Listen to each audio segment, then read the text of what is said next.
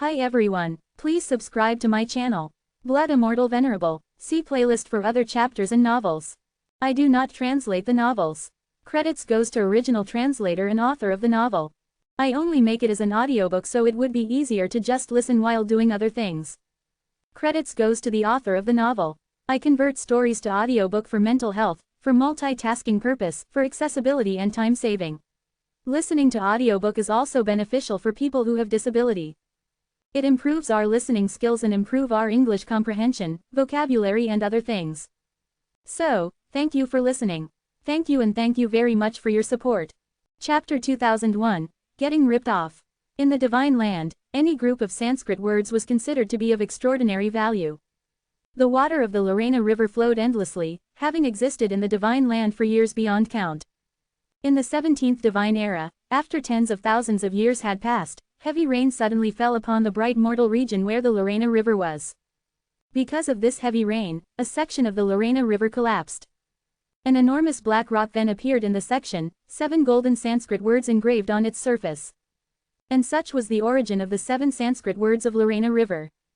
The news got around fast, attracting the attention of many forces in the Divine Land. Even the powerful clans on the floating islands showed strong interest. The first force to receive the news was the Bai clan. They ranked 18th that year and didn't hesitate to make a move. Its territory included the bright mortal region. Although the Bai clan ordered a complete news blackout at an impressive speed, copies of the 7 Sanskrit words still managed to slip through. Many powerful clans had spent a large sum of money purchasing all these copies. In spite of the efforts of the Bai clan to block the copies from getting leaked, it was already impossible for them to completely eradicate them at that point. One copy was enough to replicate 1,000 times over, after all. The Bai clan was utterly furious about it, but it was impossible to trace it all back to who made the first copy. When the powerful warriors of the Divine Land got their hands on the copies, they wasted no time and started deciphering the 7 Sanskrit words right away.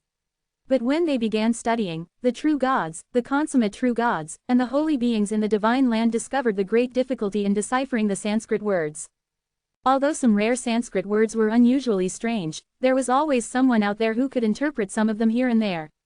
After being passed on from generation to generation, the true God's understanding of the Sanskrit words was slowly growing. But the 7 Sanskrit words of Lorena River were simply too complicated in comparison to ordinary Sanskrit words. Warriors could barely find any window of opportunity to fully interpret them. And this problem troubled the people in the Divine Land all the way until the present time. Most of the true gods interested in Sanskrit words had, at one point, tried solving the problem. It was already a shame that no one had managed to interpret the words up until now. Great fortune would come to anyone who could do it. A wise man would, at a glance, know that the group of 7 golden Sanskrit words were indeed the 7 Sanskrit words of Lorena River. Even if the Sanskrit words were blurred by the middle-aged man, to the young man and the old man in white, the words were recognizable in an instant. In their eyes, Zen shouldn't have been interested in the famously unsolvable problem at all. But to everyone's surprise, Zen actually showed a strong interest in the 7 Sanskrit words of Lorena River.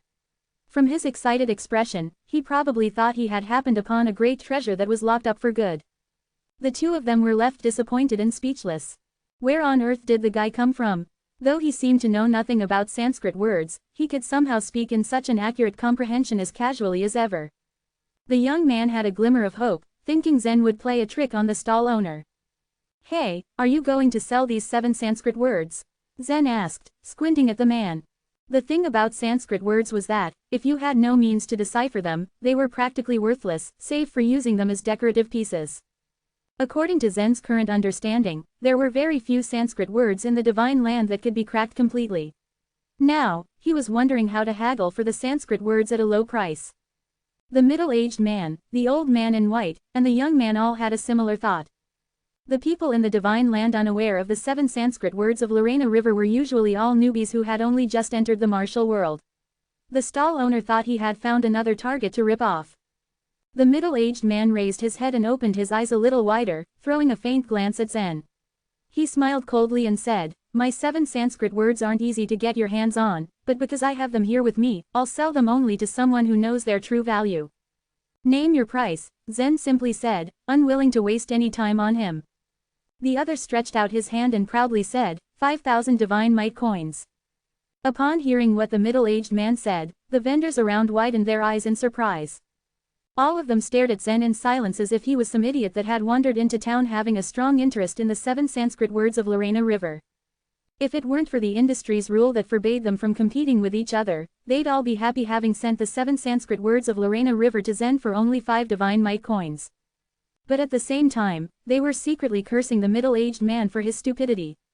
The young man was merely a low-rank true god, and they all doubted he even had 5,000 divine mite coins on him. It was stupid, they figured, to offer such a high price for them. The middle-aged man was sure Zen couldn't afford it, he just wanted to see Zen's reaction. Normally, a newbie would sulk in disappointment upon hearing the price, and then bargain with the seller for a lower price, which the middle-aged man was expecting. But Zen's expression made the middle-aged man's heart race. He's hesitating. How is that possible? Can he actually afford to pay 5,000 divine mite coins? The man thought to himself as he watched Zen carefully and calmly, not letting his expression betray his true feelings. The old man in white and the young man were still on the sidelines, continuing to watch the scene unfold. Looks like he really wants to buy the 7 Sanskrit words of Lorena River. The seller's offer didn't scare him away. Just how rich is this guy? Finally, Zen frowned slightly before giving a small smile. Isn't the price a little too high? The other assessed Zen's reaction and said lazily, the price is difficult to set. For those who know their worth, these 7 Sanskrit words are priceless. These people would be willing to buy them for 500,000 divine mite coins. For those who don't know their worth, they wouldn't even buy them for 5 measly coins. And he was right, but only those who could decipher the words could ever hope to know their value. 5,000 divine mite coins weren't even worth mentioning to Zen. With his current status, ordinary clans were incomparable to him in terms of wealth. And there was also the fact that the divine mite coins were produced continuously in his inner world. They're just too expensive, Zen said, shaking his head. You may leave, then, said the seller calmly. And if Zen was really to leave, he was ready to offer a lower price. The man almost grinned from ear to ear. He would have been happy to sell the words at the price of 100 divine mite coins, let alone 5,000. But of course, he had no clue he was to encounter a truly rich man today. Pursing his lips, Zen sighed and finally gave in. Okay, 5,000. The middle-aged man's eyes shot wide open when he saw the mass of black divine mite coins pouring from Zen's hand. His heart started racing wildly as he was worried about how unrealistic the situation seemed. Even the rest of the crowd had their mouths hanging open as they stared blankly at Zen. The divine mite coins were flowing out in waves. The old man clad in white couldn't stay calm any longer. He exchanged a glance with the young man, and just as the stall owner was about to reach for the pile of coins, the two of them rushed over like a gust of wind. Wait, the old man in white stopped Zen. And the young man glared at the middle-aged man maliciously. The sudden appearance of the two had Zen puzzled. What's wrong? Zen asked in confusion. The 7 Sanskrit words aren't worth such a price. If you really need them, I can give them to you for free. The old man smiled as he gave the offer. Hearing this, the seller grew anxious, worried he would lose his chance to get the 5,000 divine mite coins. Don't you know the rules? How could you stop him? We made a deal. To that, the young man only sneered. Rules? My clan set the very rules of the famous Sword Divine City. If you want to stay here, don't you dare mention the rules to me. His declaration had the middle-aged man stumped. He looked the young man up and down and suddenly realized something, so he kept his mouth shut. Chapter 2002, Purchasing. Silence hung in the air like a thick curtain, and none of the vendors dared to speak. Although it was impossible to fight in the non-combat zone, the sword clan that dominated the place was still highly influential. On the young man's chest was a black and white striped pattern, one of the unique symbols of the Sword Clan. It was known that the members of their clan enjoyed absolute privilege in all the divine cities in the Sunrest Tree region. When the young man saw that the middle-aged man didn't say anything anymore, he picked up the divine mite coins on the ground. He turned around and his previously cold face was now alight with warmth. You want to give the words to me for free? Zen asked dumbfounded. He couldn't deny that he was quite stunned. Now, he had considered the thought that the Sanskrit words might be fake. Then again, with his wealth he didn't care too much about it. Even though the 7 unique Sanskrit words might be fake, they were still of great value. The old man even generously offered them as gifts to Zen, which greatly puzzled him. Yes, we can give them to you for free because there are many copies of the 7 Sanskrit words of Lorena River all throughout the divine land. They are not secrets, so they're actually worthless, said the young man with a smile. Upon hearing those words, Zen understood. Yet, He saw only the pitiful and pathetic look of the old man whose eyes were full of regret, when he casually stole a glance at him. He smiled and grabbed a handful of divine mite coins and said, "As you said, these Sanskrit words are priceless in the eyes of certain people. Surely, they can be sold at 5,000 divine mite coins. But these two men have made it clear today. Can you sell them to me at 100 divine mite coins?" The middle-aged man looked hopeless. He was going to be rich so quickly, but now all his hopes were washed away. When Zen willingly offered 100 divine mite coins, however, he was quite surprised. 100 divine mite coins was a lot of money, even to many true gods. Furthermore, the 7 Sanskrit words of Lorena River weren't even worth that much. What? The young man and the old man exclaimed in shock. They had already said that they would give the 7 Sanskrit words of Lorena River to Zen for free. Yet here he was, still willing to spend 100 divine mite coins. Did he really have that much money to burn? It was true that the price Zen offered was a little unbelievable, but it wasn't enough to make them feel sorry for him. Besides, he had insisted himself, so they wouldn't stop him. "Yes, sure," the middle-aged man hastily said and nodded excitedly. He quickly took the divine mite coins from Zen, folded the 7 Sanskrit words of Lorena River and gave them to him, afraid that Zen would suddenly change his mind. The other vendors around them were quite envious in the beginning, as the sight of 5,000 divine mite coins was even enough to make a few true gods fight for it. Then, they felt a little bit better when the young man stopped the deal. Now that Zen had offered 100 divine mite coins, they were envious of the middle-aged vendor again. At that moment, they all viewed Zen in a different light. At first, they thought that Zen was too young to know much about life, but now they realized that he was actually a rich, young man who didn't care too much about how many divine mite coins he had spent. If he went to their stalls, they would surely make a fortune. After Zen put away the remaining divine mite coins, the young man took the opportunity to ask, "Friend, since you have come to the famous sword divine city of my clan, would you like to go to my place for a chat?" Suddenly, the vendors began to yell loudly. "Look at these witchcraft golden Sanskrit words. They are from the witchcraft region and were created by nature. These are 3 golden Sanskrit words. They come as a set of 3. Quote. It was known that a complicated faction had formed when the Sanskrit words were passed down to the world. According to some of the characteristics on the surfaces of the Sanskrit words, there were countless famous schools and interpretations. Although the names were confusing and the people who really knew how to read Sanskrit words did not like to talk about them, it was a way for the low-rank true gods to make a living.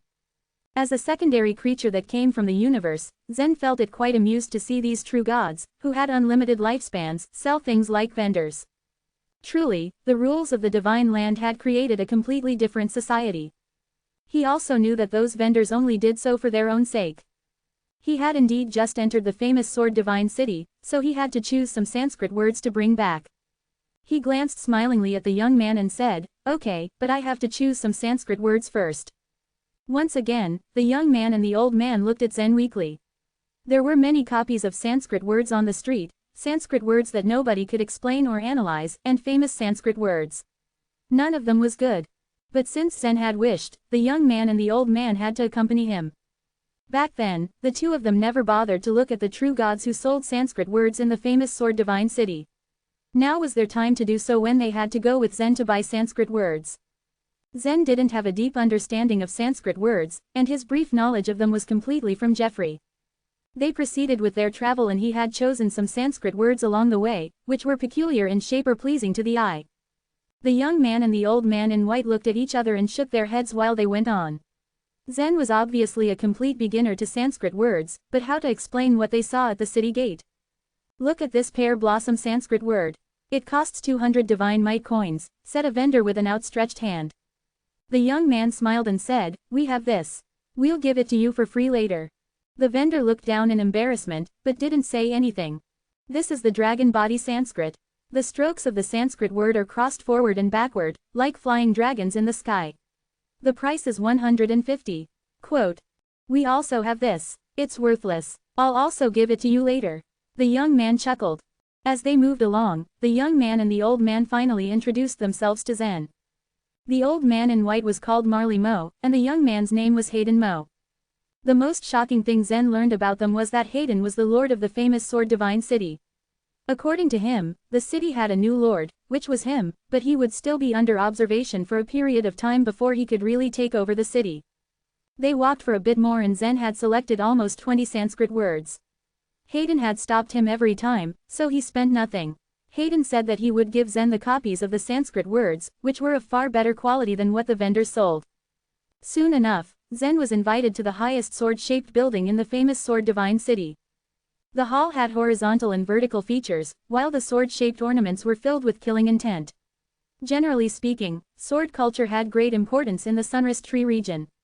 These are the Sanskrit words you chose just now, Hayden said as a waiter placed a pile of Sanskrit words on the desk in front of Zen.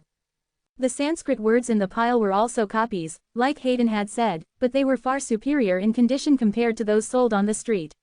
Every Sanskrit word was plated with a golden frame, and a pure glaze covered its surface. It looked like it was a piece of art. At that point, Zen took the Sanskrit words without hesitation. Then he heard Hayden ask, "Why did you come to the Sunrest Tree region at this time? Did you come for the debate over the godly ways?" "Of course," was Zen's response. In reality, Zen didn't really come for the debate. He came because according to Hallot's presumption, Harold would bring Yan to this place. The only thing was, the Sunrest Tree region was a large region in the Divine Land, and there were several cities like the famous Sword Divine City in it. Thus, he didn't know exactly where to look for Harold and Yan.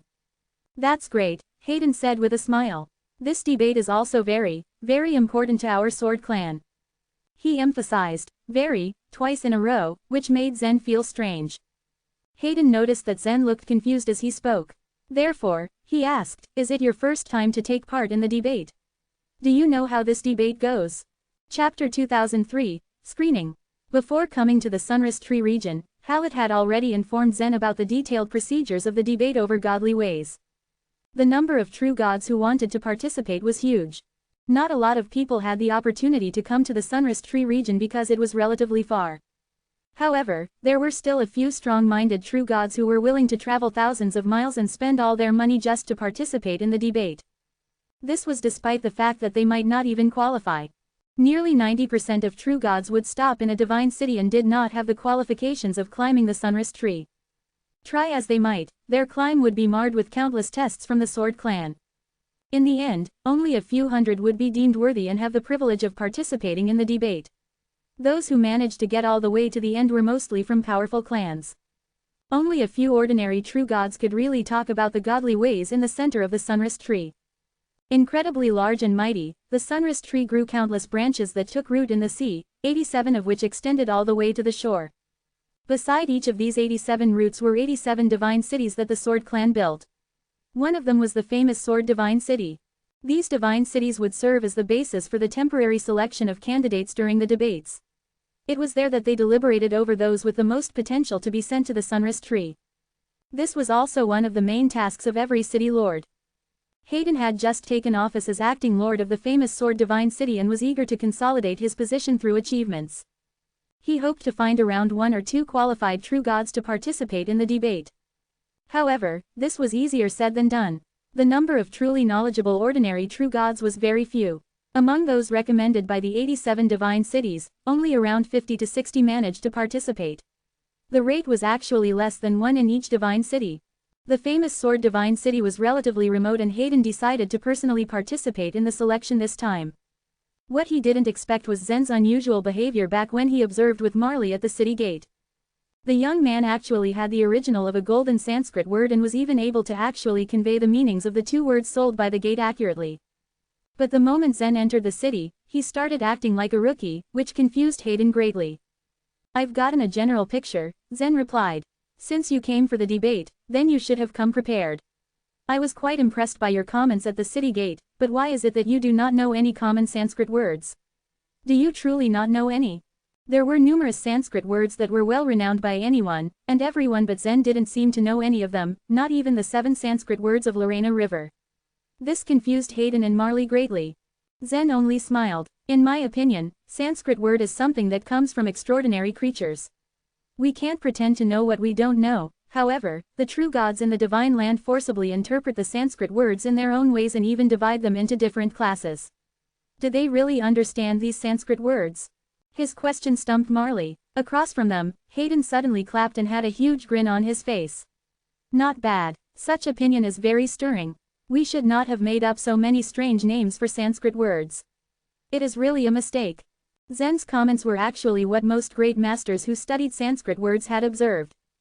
These masters had profound opinions about Sanskrit words and even had experience in deciphering them, but they were exceedingly rare. They were often disdainful of sects and addresses set by ordinary true gods. Neither Hayden nor Marley knew that. When Zen had just become a nature creature, he had already seen golden Sanskrit words. He did not study these words systematically, like what the true gods did in the divine land. Bromley left behind a lot of opinions about Sanskrit words, but Zen did not have the time to digest them. Instead, he spent more time on his cultivation. Geoffrey, who was only in his teens, had begun to decipher those Sanskrit words instead. He gave Zen an illusion that deciphering them was not such a difficult task. It was only after he arrived at the famous Sword Divine City that Zen realized that it wasn't easy at all. It was only because his son was so talented. Before he even figured out what was going on, Hayden and Marley already treated him as a master. With Hayden's invitation, Zen was made to spend the night at his house. The next day, Hayden personally led him to the West Gate. The famous Sword Divine City's West Gate was located at the edge of the sea. Once one got out of the gate, he would be able to step on the very stem of the sunrise tree. This gate was normally closed. Only the disciples of the Sword Clan were qualified enough to enter. Once the debate began, all divine cities would go through the first round of screening. Those who passed would then be able to climb up the sunrise tree. When Hayden brought Zen to the gate, they saw a long queue. Countless true gods lined up, all waiting for the screening of the famous Sword Divine City. There were so many people that over 100 guards were needed to maintain order. So many true gods, Zen murmured, a bit stunned at the extremely long line. The queue of true gods started from the West Gate and went dozens of miles long. He wondered just how long it would take to screen them all. Hayden was used to this scene, but upon seeing the astonishment on Zen's face, he felt the need to explain. The first round of screening for the debate will last at least half a year.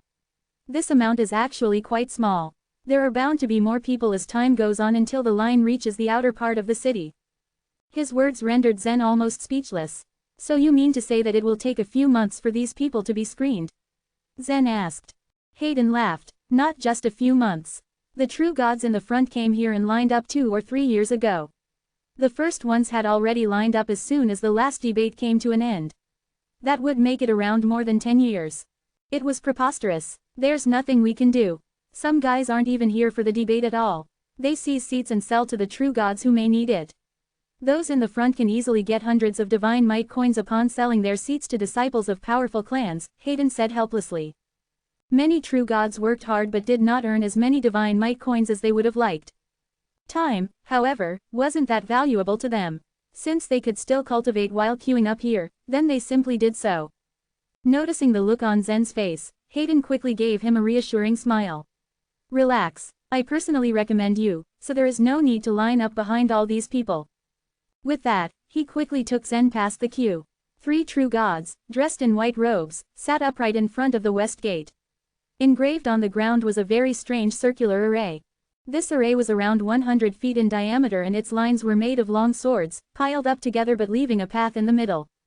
Some strange power emanated from this array. One of the 3 white-robed true gods waved his hand at the first true god in the queue, motioning him to enter.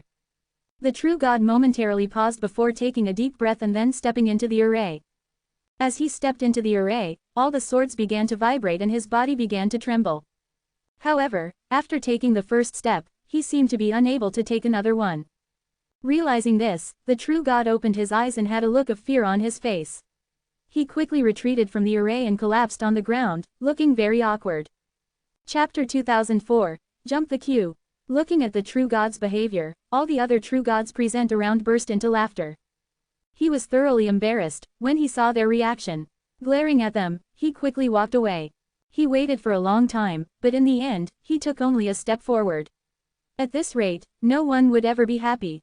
Zen's gaze was fixed at the array made of long swords on the ground. He looked at it for a while, but did not find anything special about it. He knew that the debate over the godly ways in the Sword Clan must have something to do with the truth of godly way. But when he looked at the exhibition of the swords, he didn't feel any truth of godly way. After the first true god left in a haste, another young man appeared in front of the line. The young man was wearing a purple and golden robe with works of embroidery. Across his waist, there was a beast identification tag. Zen guessed the tag must be some sort of identification mark of a powerful clan. He waved at the three white-robed true gods with pure disdain. "Is it my turn?" he asked in an indifferent tone. "Please step forward." One of the three men waved his hand. The young man proudly sauntered forward. The moment he stepped into the array, the long swords began to vibrate again. Generally speaking, most of the confident people possessed real skills. It was evident that the young man's performance was far better than the earlier true god. He took a step forward, closed his eyes and walked back and forth in the array, as if he was casually wandering. Buzz! He had hardly taken a couple of steps when one of the long swords floated upwards and slowly flew towards him. At the same time, Zen instantly felt a unique aura emanate from that sword. What is it about the aura? It is definitely getting stronger. Zen wondered as he raised his eyebrows slightly. Ever since the time he entered the non-combat zone, he had been constantly oppressed by an irresistible aura. According to Hallett, this aura should be the truth of godly way from the skeleton on the sunrise tree. If the Sword Clan wanted to conduct a test, they would choose to use the truth of godly way. But till now, Zen hadn't seen any clues. As soon as the sword floated up, Zen felt that the original truth of godly way that emitted from the array of swords had become stronger. Now he was dead sure about it. So the test is about the understanding of the truth of godly way. Zen was astonished with this revelation. As far as he knew, the truth of godly way couldn't be reached by any ordinary true gods. Only a few disciples of the powerful clans on the floating islands had the eligibility to reach the truth of godly way. Hayden was slightly stunned hearing Zen's words. He excitedly looked at Zen as he asked, "You've heard of the truth of godly way?" Many true gods intently studied Sanskrit words in the divine land because the Sanskrit words could be seen everywhere. They all assumed that by finding some clues from the Sanskrit words, their fortunes would change overnight, or they might be put in important positions. But the vast majority of them didn't know that the true gods and even the holy beings in the powerful clans were only concerned about a very small number of the golden Sanskrit words that recorded the truth of godly way. The ordinary true gods didn't know what truth of godly way was, nor could they imagine what the world looked like at the end of the godly ways. Hence for the true gods, the so-called debate over the godly ways had become a great event about Sanskrit words. Yes, Zen nodded as he continued to stare at the array. These true gods have no idea of the truth of godly way. The reality is that we, the Sword Clan, use those truth spiritual swords only to test the alignment between true gods and the truth, Hayden said as he shook his head. The truth spiritual swords. Zen looked at those long swords, and his eyes flickered slightly. When one of them floated up, he realized that it was truly extraordinary. Yes, earlier, all of these truth spiritual swords used to be supreme primordial weapons, said Hayden. However, after we forged these supreme primordial weapons, we didn't completely condense the primordial energy in them. Instead, we put them into the core of the sunrise tree for many divine eras. The truth spiritual swords weren't a secret in the Sword Clan. Everyone was aware of them. After all, only the Sword Clan could make such kind of spiritual swords. So naturally, Hayden did not feel the need to withhold any information from Zen. The truth spiritual swords absorbed the truth of godly way that came out from the skeleton through several divine eras. After being dealt with the secret techniques of the Sword Clan, the truth spiritual swords would be able to sense the alignment between ordinary martial artists and the truth of godly way. If one could drive at least 3 truth spiritual swords to float up, they would be qualified to open the west gate and climb to the sunrise tree. That's why even if a person can drive the truth spiritual swords, it doesn't mean that they have the ability to comprehend the truth of godly way. It's only a test of alignment, Hayden said with a laugh. The test of the understanding of the truth of godly way is difficult even for the disciples of the powerful clans on the floating islands. How can it be conducted for these true gods? Zen nodded. He was beginning to get the picture. If any true god could get the truth of godly way, then where was the challenge to surpass the godly ways? At that moment, another truth spiritual sword floated in the sword array and its tip was pointed at the young man. There are 2 truth spiritual swords now, Hayden said as a matter of fact. Looks like he will be able to climb onto the sunrise tree. Just as what Hayden had expected, 2 more truth spiritual swords floated up. The 4 truth spiritual swords circled around the young man slowly, following him until he passed the path in the middle of the array. Excellent. Rufus, the eldest son of the Wong clan, successfully passed the test. I really admire his talents and his confidence. He will definitely be able to mount the sunrise tree. Congratulations. Rufus turned his head grandly, as he soaked in the admiration. Although his eyes were full of excitement, he tried his best to look casual about his achievement. With a faint curve forming at the corners of his mouth, he said, "Brother, as we have agreed, if I pass the test, everyone will be rewarded." It turned out that the true god who stood at the front of the line was Rufus's brother, Rudolph. Upon hearing Rufus's words, Rudolph smiled, turned around and said, "And I will fulfill that agreement." Saying this, he flapped his waist, and the divine might coins were hurled towards the group. Wow, what rewards! Definitely the Wong clan is mighty rich. There are so many divine might coins. Everyone was scrambling and shoving among themselves to get the maximum coins.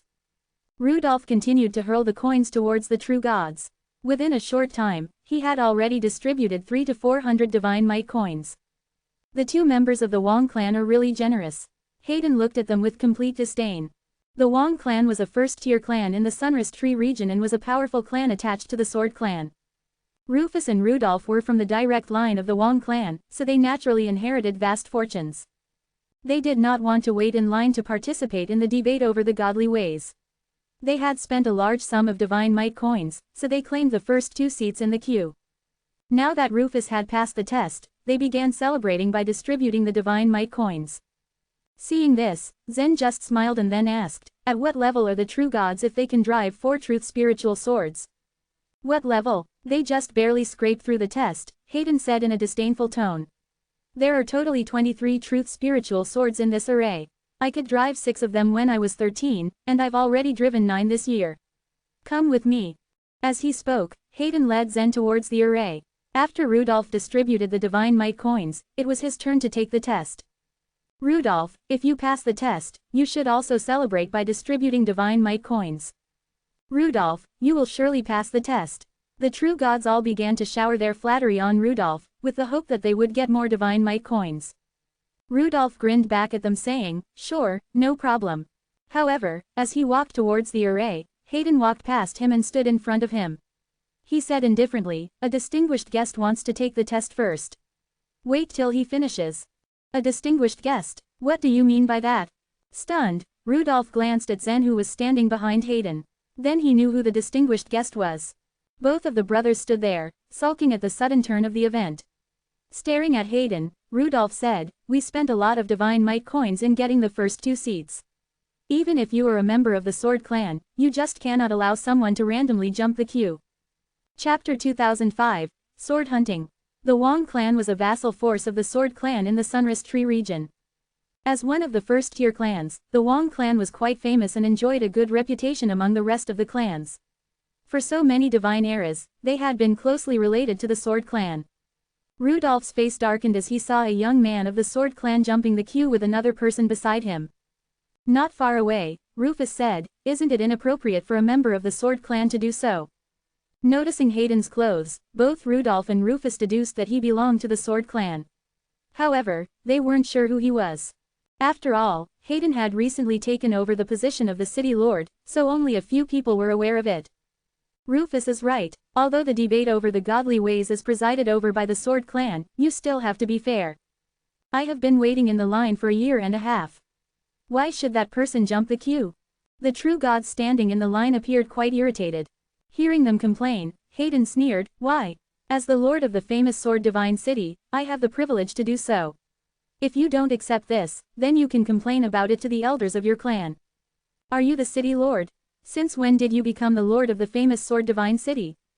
Rufus and Rudolph had a confused expression on their faces. He actually is the lord of the famous Sword Divine City. At such a young age, he is able to rule a divine city. The true gods standing in the line were dumbstruck. Some of them covered their faces and hurried back to the queue, fearing that they would be noticed by the young city lord. Seeing everyone speechless, Hayden snorted and waved his hand at the 3 white-robed true gods guarding the array. They nodded as if to greet Hayden. Then, Hayden turned to Zen and said with a smile, "Now it's your turn." Okay. With that, Zen walked towards the array. The array was quite ingenious. When the truth spiritual swords floated up, Zen sensed a tinge of power that spread out. But as he entered the array, the situation was different. With a sudden whoosh, an illusion obstructed Zen's view, and he couldn't help but close his eyes. As the circular array changed its form, a long, narrow path appeared in front of him, and countless swords emerged from both sides of the path. So many long swords. Zen's eyes were glittering with excitement. Then he started treading along the long path. He had only taken 2 steps. With a whooshing sound, the long swords on both sides of the path went for him. What's happening? A look of surprise appeared on Zen's face. He whirled his body continuously to avoid the long swords. Although Zen had portrayed some extraordinary bodily movement skills, he was still unable to dodge the numerous swords completely. The swords lunged towards him. Some of them pierced through his body. All of this felt like an illusion to Zen. His body quickly recovered after it was penetrated by the long swords. However, the pain was incomparably real, and he couldn't help but grimace. Outside the array, Rufus and Rudolph both gloated when they saw Zen wearing a painful expression on his face. Ha ha, he's said to be a distinguished guest, but he can't even find a truth spiritual sword. He's quite worthless. He's not even qualified to serve me. City Lord, just look what your guest is doing. What a shame. Rufus and Rudolph said sarcastically. However, Hayden appeared quite calm. He didn't inform Zen intentionally about how to pass the array or the basic rules, and therefore Zen wasn't able to deal with the situation with as much ease as Rufus did.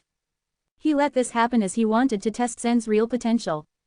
If Zen couldn't get through the test, or if he had great difficulty and was barely qualified, he knew that he had to move on from Zen. In the illusion, Zen's body was still slashed by the long swords. The first true god had a painful look and trembled all over as he was unable to avoid these swords. It's quite impossible for me to avoid these swords due to their density. Rufus must have a trick, or else he should have been unable to avoid them as well.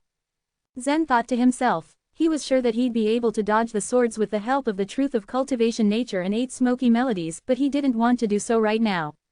The first sword lifted by Rufus. All the swords look the same.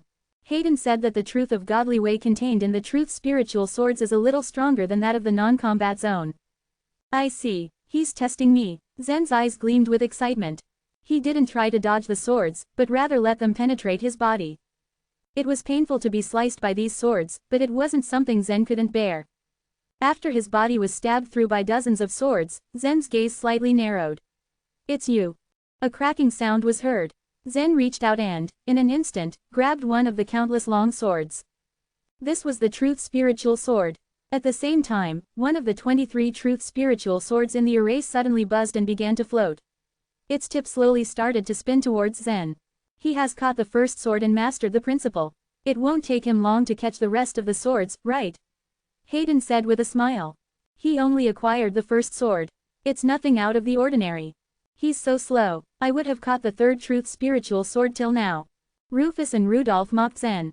They were unaware that Zen was sent into the array by Hayden before he could even figure out the basic rules.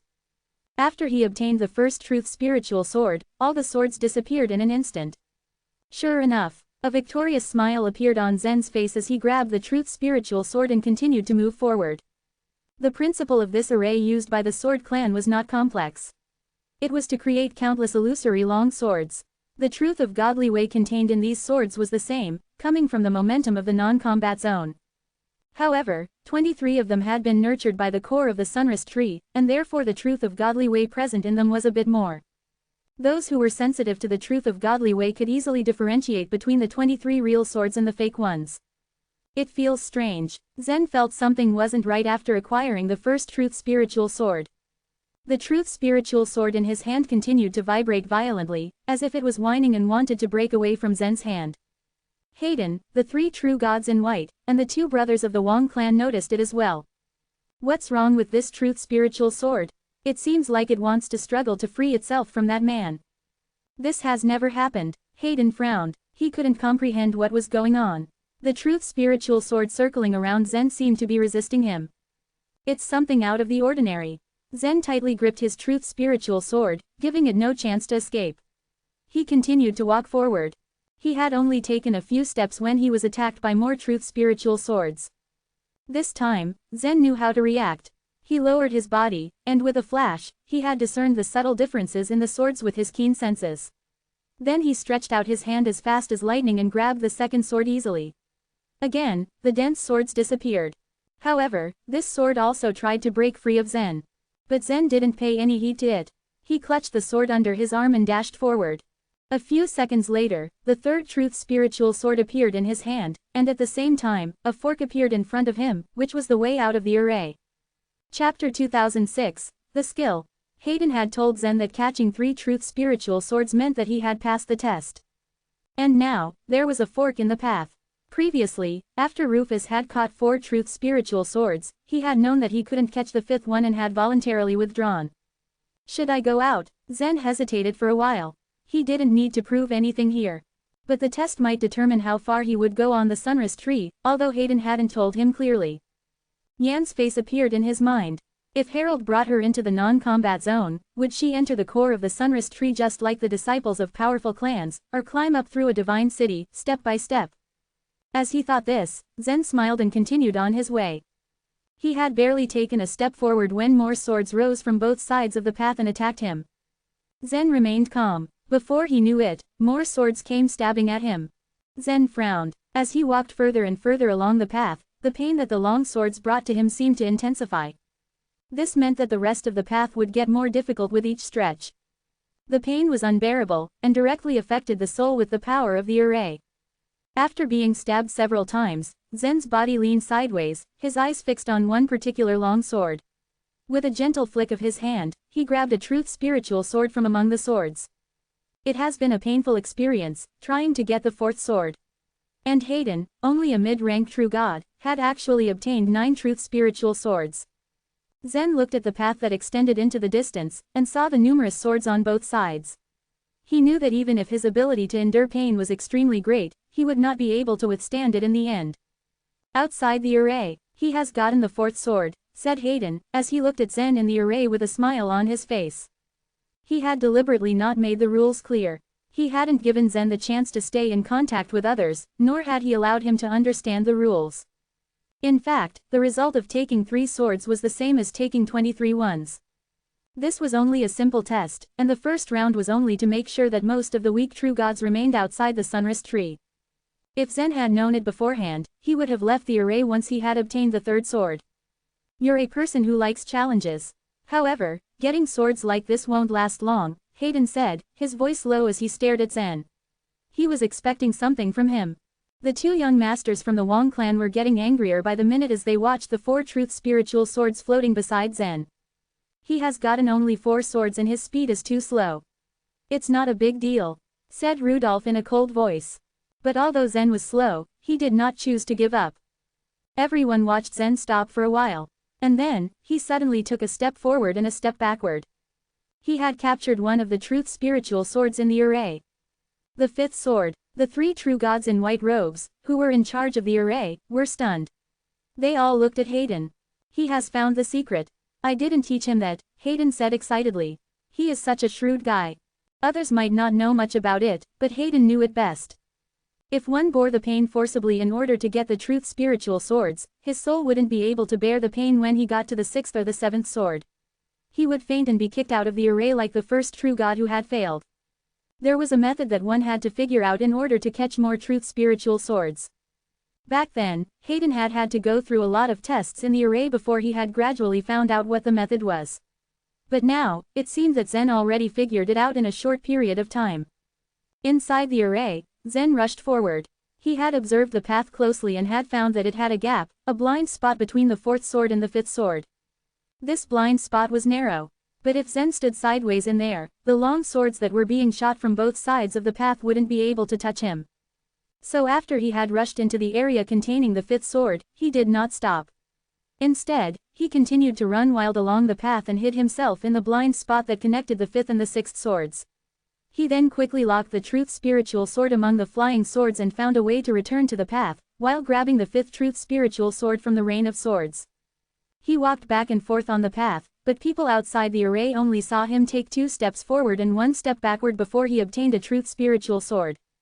Once again, now that he knew the method, Zen no longer had any scruples. The true gods outside the array saw Zen move 2 steps forward and then a step back.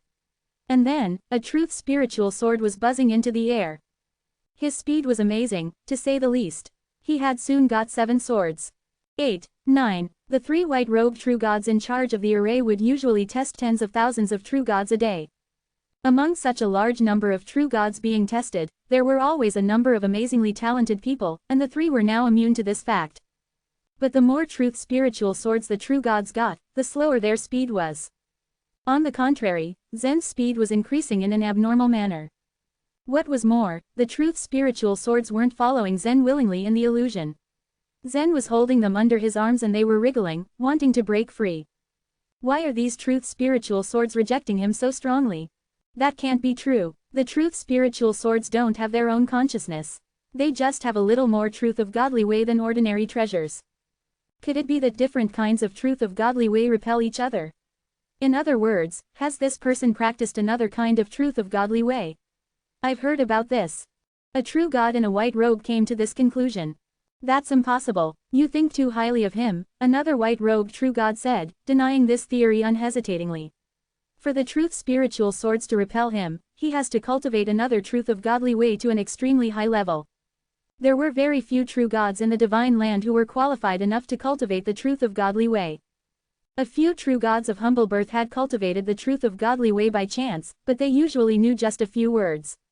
It was rare for even true gods from powerful clans on the floating islands to cultivate the truth of godly way to a certain level. I have no idea either, another white-robed true god said, his eyes fixed on the array. The man has gotten the 14th truth spiritual sword. The city lord must be overjoyed. The 14 truth spiritual swords formed a fan and circled slowly around Zen as they groaned. It sounded like a bunch of swords groaning mournfully. Chapter 2007, Zen's Limit. Hayden's face lit up in excitement and anticipation. The very moment that Zen had entered the city, he could already sense that Zen was an extraordinary person.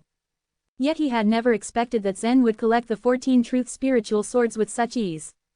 He had good knowledge of the arrangement of the truth spiritual swords. It was reasonably easy to get the first 3 truth spiritual swords, but the 4th to 9th ones were quite tricky to obtain.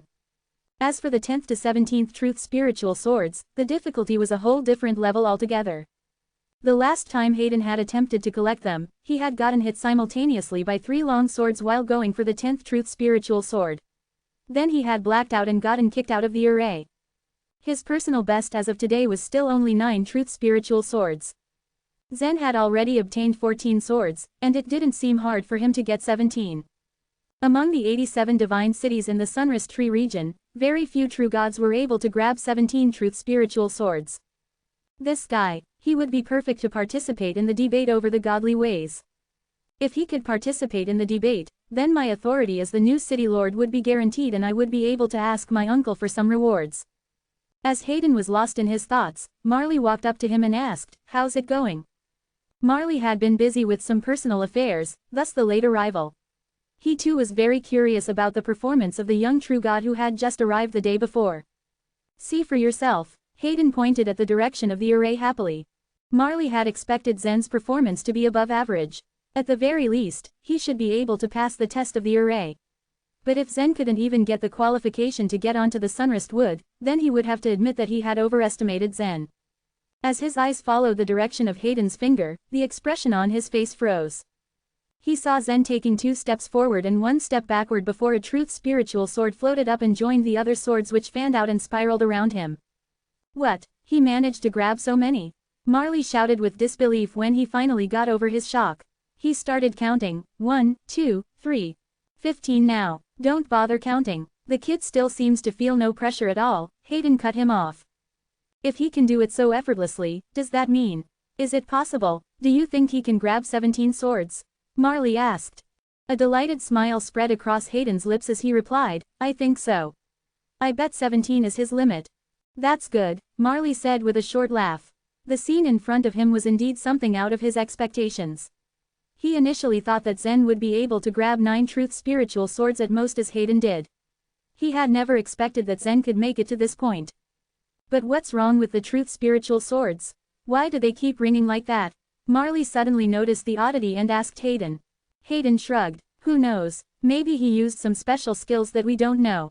While their discussion was going on, Zen kept moving forward and backward, and soon 2 more swords floated up and swirled around him. Which made it a grand total of 17 now. Seeing this, the other true gods in queue all gasped in surprise.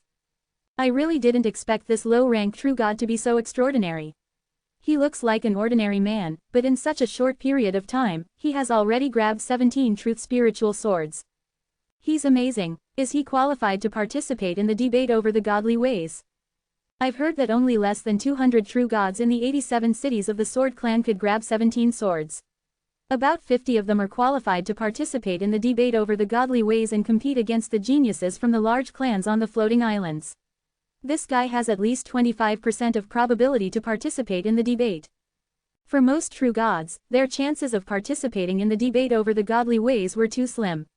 Most of them had just come to try their luck. Just having the opportunity to discuss about Sanskrit words or enter the sunrise tree was good enough for them. They really envied Zen's unexpected performance. As for the two brothers of the Wang clan who had taunted Zen earlier, they were now rendered speechless, unable to believe their eyes. They now understood that this man coming with the city lord was nowhere on the same level as them. 17 is his limit, Hayden concluded with a smile, even though he had expected nothing less. Marley stroked his beard thoughtfully and chuckled. I wonder if this boy could even go further. Do you think it's possible for him to grab all the truth spiritual swords? Hayden glanced at him incredulously and replied in a mild tone, You're kidding, right? You know this array as well as I do. After the 17th sword, the long swords along the road are added with the power of red fire thunder. Although it won't harm the soul, it's very difficult to bear that sort of pain even for a consummate true god. Hey, I was just joking. Never mind, Marley said, giving two short laughs.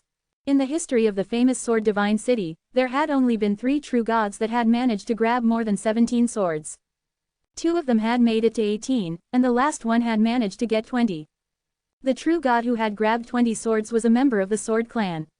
It was said that he had grown up in another clan and suddenly became an outstanding figure after he returned to his clan. He was now at consummation of true god realm. Up to that point, no one had been able to grab all 23 swords. If this guy doesn't want to give up and keeps going for the 18th sword, he will have to suffer a lot, Hayden said with a smile. Even as the two men were talking, Zen kept on moving forward. As he was halfway along the path, he noticed something rather odd.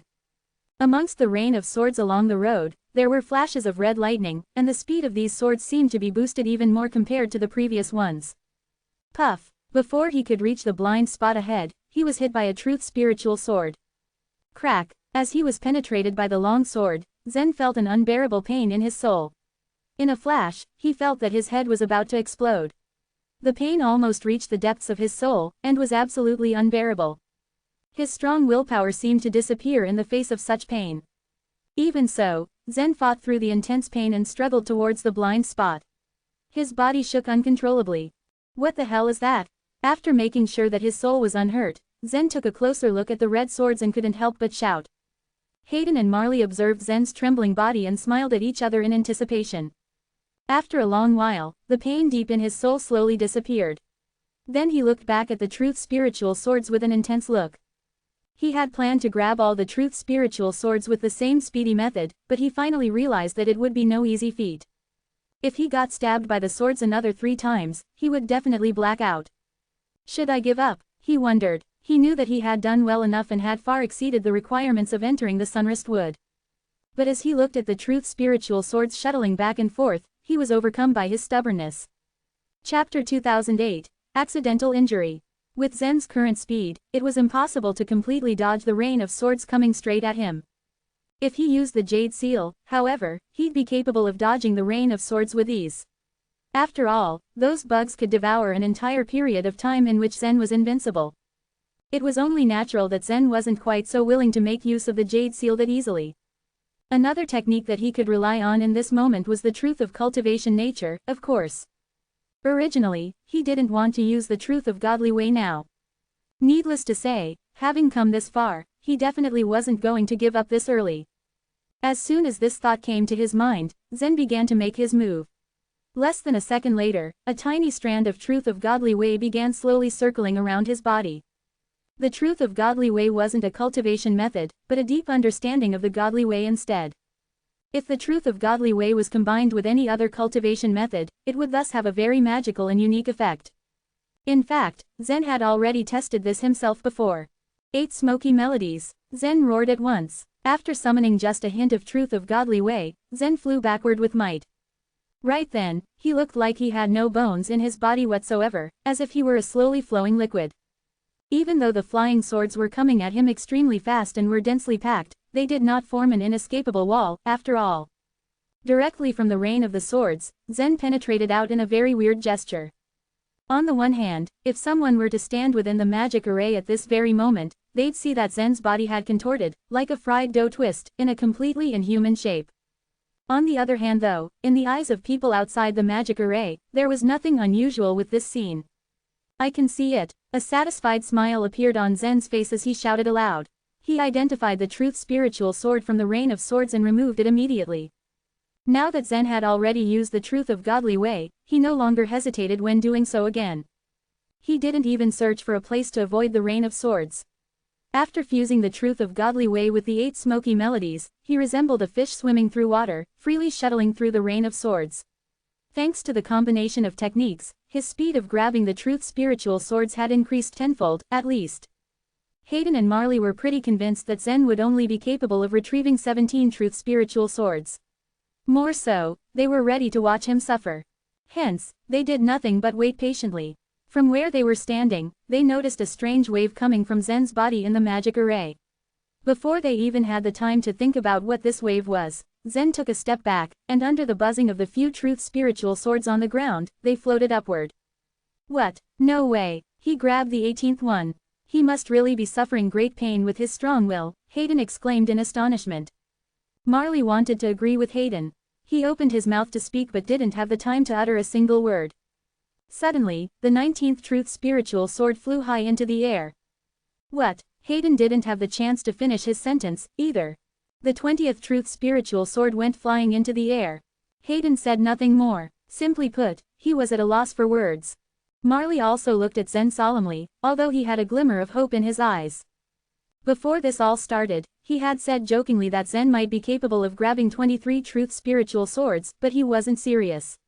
Would Zen really succeed? The 3 white-robed true gods in charge of the magic array also widened their eyes. Looking at this strange scene that played out before them, they too couldn't find the words to speak aloud. They could only watch the truth spiritual swords flying upward, one after the next. Although the place had been a little too noisy before, it was now too quiet. Many others equally stared at the scene, unable to pull their eyes away, knowing that they were probably witnessing a miracle. The 21st one, the 22nd one, and the 23rd one. Buzz. Looking at the truth spiritual swords, Hayden couldn't help the bad feeling that came over him. As it appeared, after Zen had taken out the 18th truth spiritual sword, they began vibrating more frequently, as if they were trying to get away from Zen. He had them under a tight control though, thus, the swords only swirled around him. When Zen obtained the 23rd truth spiritual sword, he had reached the end of the road. With a thick bundle of long swords in hand, Zen stepped off the road with a grin plastered on his face. The moment he strode off the road, the truth spiritual swords he held onto disappeared in the blink of an eye. These truth spiritual swords were only illusory. The real swords were actually circling around Zen. When the illusory truth spiritual swords disappeared, they were actually completely liberated from Zen's control. The real truth spiritual swords circling around Zen were in a hurry to get rid of him too, and right now, they were flying in every direction in an attempt to flee. Get down! Danger! Hayden shouted out loud before the truth spiritual swords flew outward and caused any harm. Swoosh, swoosh, swoosh, swoosh, swoosh, swoosh, swoosh, swoosh. The 23 truth spiritual swords circling Zen now recklessly rushed in all directions. All of these truth spiritual swords were considered supreme primordial weapons. There were a total of 87 divine cities with 2001 truth spiritual swords in all. Together, they could form the Sword Clan's sword-singing array, which was known as an extremely powerful sword array. It was only during the period of debate over the godly ways that the Sword Clan would distribute such swords. They would assign 3 true gods in white robes to establish the temporary magic array in order to test the true gods. When these truth spiritual swords shot out, the speed and power they contained weren't slight. Hayden was both smart and quick enough to notice something was wrong. He warned the others ahead of time. Most of the true gods bent their bodies completely in half, and a few of them even rolled on the ground. Even the 3 true gods in white robes, who were in charge of the magic array, didn't care about their image right now. Not in the least. Fortunately for them, they had been sitting on the ground. All they had to do was lie on the ground as soon as the warning was heard. Crack, crack, crack. The truth spiritual swords scattered, and in a split second, most of them were nailed to the buildings on both sides of the street. Buzz. One of the truth spiritual swords was nailed to the west entrance's thick wooden gate, and the sword's blade shook continuously. Arg! As they screeched at the top of their lungs, 2 true gods were stabbed by the swords. One of these 2 true gods was Rufus Wong, who was the closest to Zen.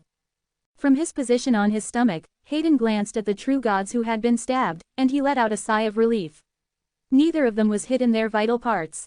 As soon as he let out his sigh of relief, he noticed Rufus Wong, who was lying on the ground, rolling over. He shrank himself into a ball, screaming madly, his face distorted, and he looked to be in an extremely horrible state. Brother. Rudolph Wong, Rufus Wang's younger brother, didn't expect his brother to be in such pain. He hurried over and glared at Zen before he began to check on his brother. It's the red fire thunder. A helpless expression appeared on Hayden's face.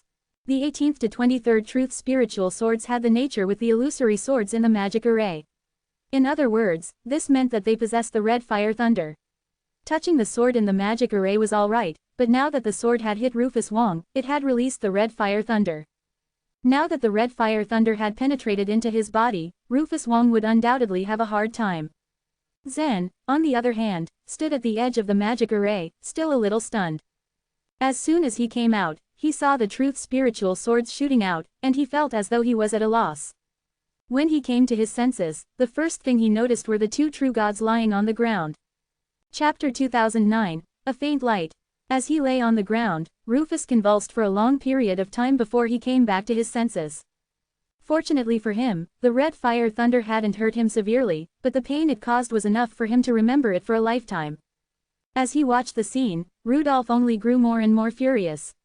Their Wong clan was one of the first-tier clans in the Sunrise Tree region. They had never suffered such loss before. He had the burning desire to argue with Zen, but was stopped by Hayden. This is our fault. If you really want to blame it, then you can only blame the array for its omission, Hayden said, keeping his calm. Faced with the famous Sword Divine City's acting leader, Rudolph was helpless. He could do nothing but glare at Zen angrily before turning his head in the opposite direction. After dealing with the 2 brothers of the Wong clan, Hayden said to Zen with a smile, "Congratulations. You're the first true god to get all the truth spiritual swords in the history of the famous Sword Divine City. Do you actually have a reward for me?" Zen asked flatly, as he stared at Hayden. Ha ha. A look of triumph appeared on Hayden's face. Of course, you won't receive any true reward. All this means that you'll be capable of walking further on the Sunrise Tree. What's more, I'll be your recommender and thus issue a letter of recommendation in your name. I believe that the elders of Sword Clan will pay special attention to you. Zen wasn't disappointed to hear such a statement. In his current situation, it was only normal that he wanted to seize every opportunity he possibly could. Can I get onto the Sunrise Tree right now? Zen looked at the west gate in the opposite direction, not far away. Nodding his head, Hayden made way for Zen and stepped aside. Of course, please, just head that way. Rumble. A true god in a white robe opened the west gate for him at once. Zen nodded at Hayden and Marley before walking off toward the west gate. City Lord, don't mind if I ask, but why didn't you investigate his background and identity? A look of confusion appeared on Marley's face as he watched Zen's gradually receding figure. Listening to Marley, Hayden smiled slightly.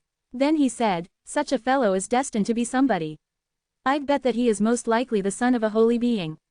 Or at the very least, a demi-holy being's son. A holy being's or a demi-holy being's son? Marley felt somewhat puzzled. If so, why didn't he come here through our floating island, then? It would have saved him a lot of trouble arriving here through our Sword Clan's floating island. It's hard to say. Hayden shook his head and speculated, not all holy beings are on the floating islands. Perhaps he has his own unspeakable reasons. After the screening is over, I'll naturally have to go investigate him. Zen crossed the famous Sword Divine City's gate. As he did so, a wide coastline appeared in front of him. A few unrecognizable seabirds inhabited the beach. Probably because there was a lack of natural enemies here, these birds weren't afraid of humans. When they saw Zen, they didn't move an inch. A route, at least 10,000 feet wide, extended toward the sea. The route was like a giant beast's claw, paving its way to the sky. After observing the scene for a while, Zen strode over to the route. The moment Zen stepped just before the route, he felt an extremely thick life energy was over him. It was so great that it could accommodate almost everything and even affect all the creatures on the tree. The route was over hundreds of thousands of miles long, and it reached so far off into the distance that no one could see its end. I need to speed myself up. Zen murmured to himself. He decided to run forward as fast as his legs could carry him. When Zen touched the huge sunrise tree, a gentle vibration passed through his feet. The rhythmic vibrations continued advancing. It was as if they were stretching out through a vein in a human body and toward a sub-branch of the tree. After turning a corner, the vibrations converged onto one of the tree's branches. The vibrations continued to spread through the branch and finally arrived at the sunrise tree's trunk. Within no more than 3 seconds, the vibrations had spread over 70 million miles. In the middle of the tree trunk, a 10,000 feet wide hole could be seen. Deep in the hole, a skeleton whose hand was holding a gray sword was sitting. A faint light suddenly appeared in the skeleton's hollow eyes as soon as the vibrations reached the hole. The light only existed for a very brief moment before disappearing completely. The sword-casting divine city was 130,000 miles away in distance from the famous sword divine city. In front of the magic array used to screen the true gods had also lined up into a long line. Moreover, thanks to the convenience of transportation in the sword-casting divine city, it was needless to say that there were more true gods in this place. Today though, most of these true gods had fear painted all over their faces. A girl in purple was standing in the magic array. She was the one taking part in the test. The girl stood on tiptoe and slowly moved forward in the magic array. Her body shifted in an extremely agile manner, and the 16 truth spiritual swords could be seen floating beside her. She was indeed very eye-catching. Notably thanks to her attractive figure as well as appearance, any man couldn't help but try to catch a second glance. That said, the true gods didn't fear her. To the contrary, in fact, it was the young man standing by the magic array that had them all feeling slightly terrified. Don't you think it's unreasonable for a consummate true god to bring someone to join the selection? The girl is really something. She managed to collect 16 truth spiritual swords. Shush, do you even know who he is? It's been said that his name is Harold Yu, the controller of the Everest Spirit Mountain. As he stared at Yan in the magic array, Harold sighed with emotion in his heart. Over the past several years, she had developed greatly, and her excellent performance was beyond his wildest expectations. It didn't take long for Yan to obtain 17 truth spiritual swords. With a graceful and confident smile on her face, she walked out of the magic array. Buzz, buzz, buzz, the 17 truth spiritual swords that were circling her slowly came back to their positions. I have succeeded the examination, Yan exclaimed with a relaxed face as she jumped next to Harold. Do you still have a little strength left in you? Harold asked, with a slight smile curling at his lips. Yan thought for a while, pouted her lips and said, well, I should be capable of obtaining the rest of the swords as well, but to do that, I'll surely suffer to no end. As she spoke, the true gods who were still waiting in line fell speechless. Harold responded with nothing more than a brief smile. He knew what Yan had said was true. Harold, you told me that my brother would come, Yan said seriously and accusingly, as she stared at Harold. Upon hearing her words, Harold turned his head back to look at the slowly opening gate. At that very moment, the sunrise tree appeared in front of him. He will. Maybe he's already on the sunrise tree, he replied. Then I must hurry up. Yan dashed over to the gate like an agile rabbit, without a second's hesitation. Despite her confidence, a hint of worry revealed itself on Harold's face. Zen didn't go to the Everest Spirit Mountain, which disturbed Harold's overall plan. Now that he was unable to give Zen what was left by Mike, he placed all the pressure on Yan. Just like playing chess, one false move would lead to a series of problems. In particular, Mike's situation wasn't an optimistic one, and Harold couldn't allow any mistakes to be made. Even if Harold could calculate everything with his evolution godly way, no clues were uncovered. This time, no mistake is allowed to be made during the debate over godly ways held by the Sword Clan. He thought to himself determinedly. Chapter 2010. Second round of screening. Zen had been running for so long that he couldn't remember how many miles he had covered on this route. The route cut right smack in the middle of a large sea. At times, glimmers of the other routes could be seen faintly in the distance.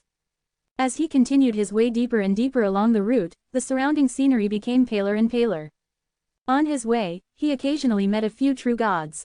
They wasted no more time than that of glancing at each other before rushing forward in a hurry. 7 days later, things began to change.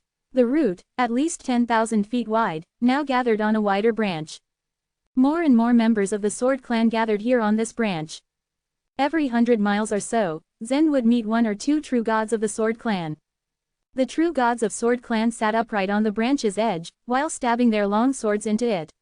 They closed their eyes as if they were comprehending something. Could this be the Sword Clan members' unique way of cultivating He wondered to himself. While running, Zen eyed the Sword Clan's true gods closely. All of them appeared to be in a meditative state, indifferent to everything around them.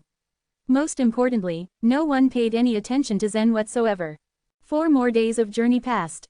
It was only then that Zen saw a wider branch. It's no wonder that the non-combat zone is called the Sunwrist Tree region. The Sunwrist Tree alone is extremely huge, if not boundless. I've been running for more than 10 days at such a high speed, but I still can't seem to reach the tree's trunk, he thought. This time, the length of the branch was even longer, at least twice as long, in fact. It had taken him nearly half a month to continue traveling incredibly fast along this branch. A month later, Zen finally arrived at the end of the branch. Surprisingly, what appeared in front of him was a brown plain. Moreover, countless sword-shaped buildings stood on the surface of the brown plain. The plain appeared endless. Just how huge is this Sunwrist tree anyway? Zen thought to himself. He was suddenly faced with the idea that his imagination simply wouldn't suffice. After running for over a month, he finally got close to the Sunwrist tree's trunk. Alas, his objective. That said, the trunk was equally huge and boundless beyond imagination, just like the rest before. 2 Sword Clan members in white robes were standing not far ahead. Both of them were top-rank true gods. A few true gods were standing in line, waiting for something from the 2 Sword Clan members. They had expectant looks on their faces. Just like Zen, it had taken these true gods more than a month to reach this place after passing the first round of screening. As Zen took notice of what was going on, he also quietly followed behind these true gods in a line. After waiting in line for a while, it was finally Zen's turn. One of the 2 members glanced at Zen before taking out a yellow sword-shaped token. He handed it to Zen. Anyone who enters our land requires this token. If you abandon or lose the token, it will automatically come to our senses and we will drive you away at once. Always remember that. This place was the Sword Clan's core, and the true gods participating in the debate concerning the godly ways came from the entire divine land. With both good and bad mixed together, the Sword Clan had no choice but to be much more strict. Once Zen had obtained the token, the Sword Clan member pointed to a wide building in the distance and said, "True gods are gathered there, waiting for our Sword Clan members to receive you." Zen nodded and walked straight to the wide building. As he strut forward, he looked around. There was no information engraved on this token, aside from a simple number. The number that Zen had obtained from this token was 9,400. Only less than 10,000 true gods have passed the first round. He wondered as he furrowed his brow. A long queue of warriors in front of the famous Sword Divine City's gate emerged in Zen's mind. As long as one obtained 3 truth spiritual swords, they would successfully pass the first round. That said, he didn't expect that the chances of passing the first round were still so low. He had left the famous Sword Divine City for more than a month, though. Presumably, more true gods had also passed the first round of screening, and they were still traveling day and night along the tree branches.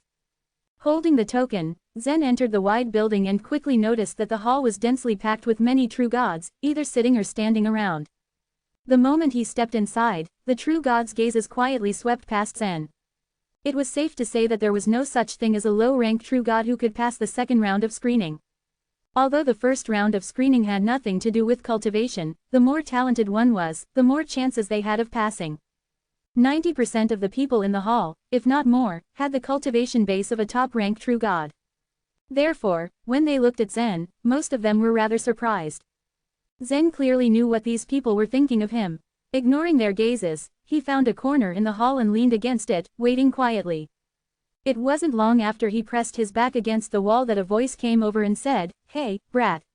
How in the hell did you pass the first round of screening?" The person speaking was a man with dark skin. He narrowed his eyes and looked at Zen with interest.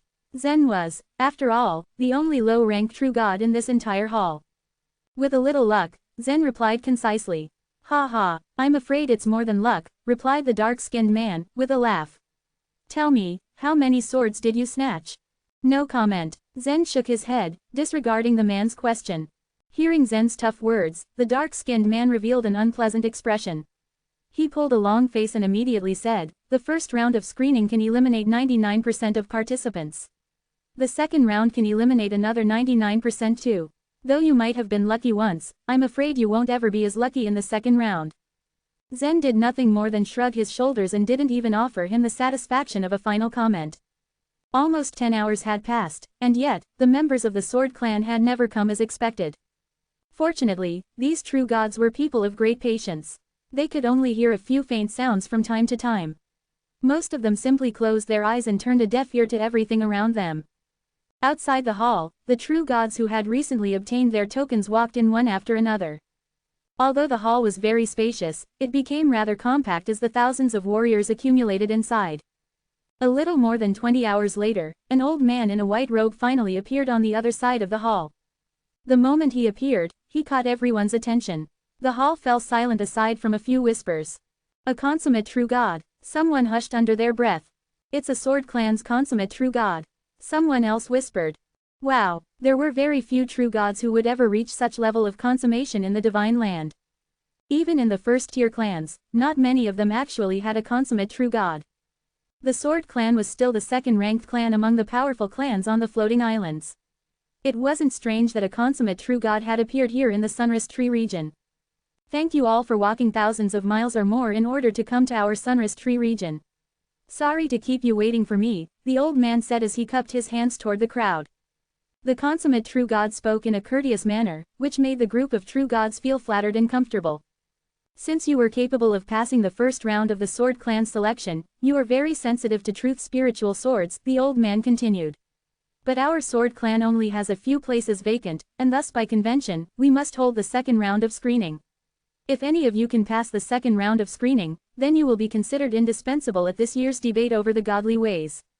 When the true gods present heard the old man's words, their eyes suddenly lit up and opened wide. Their mood equally perked up. Most of these true gods were elites from the first or second tier clans. If they could join the debate over the godly ways, they would be capable of competing with the major clans, elites. Additionally, it was more likely that they would comprehend a hint of the truth of godly way. This was an opportunity no true god could ignore. Chapter 2011, The Killing Zone. There were only few true gods in the divine land that had the chance to see the truth of godly way. However, it didn't stop the many legends of the truth of godly way. The most interested were the true gods who came to participate in the debate over the godly ways and passed the first round of screening. There were various reasons why these true gods, who were all originally extremely talented people, still made no breakthroughs in their cultivation. It took a lot of resources to consummate a true god, and it was extremely difficult even for the powerful clans on the floating islands. If they didn't have other chances, they might never be able to become consummate true gods. The ethereal truth of godly way was their lifesaver. If one could fully understand a truth of godly way, they would be able to cross the godly way and reach the other shore. It was the complete comprehension of the ultimate mysteries of the world.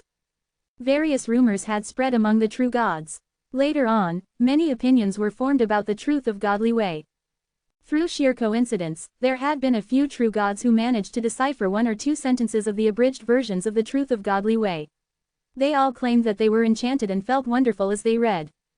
But a few words were nothing but a glance at the end of the godly ways. It wasn't any help but was a deadly temptation. A solid proof of the truth of godly way was the non-combat zone, a special existence in the Sunrise Tree region. Neither the holy beings nor the consummate true gods could afford to ignore the truth of godly way contained within.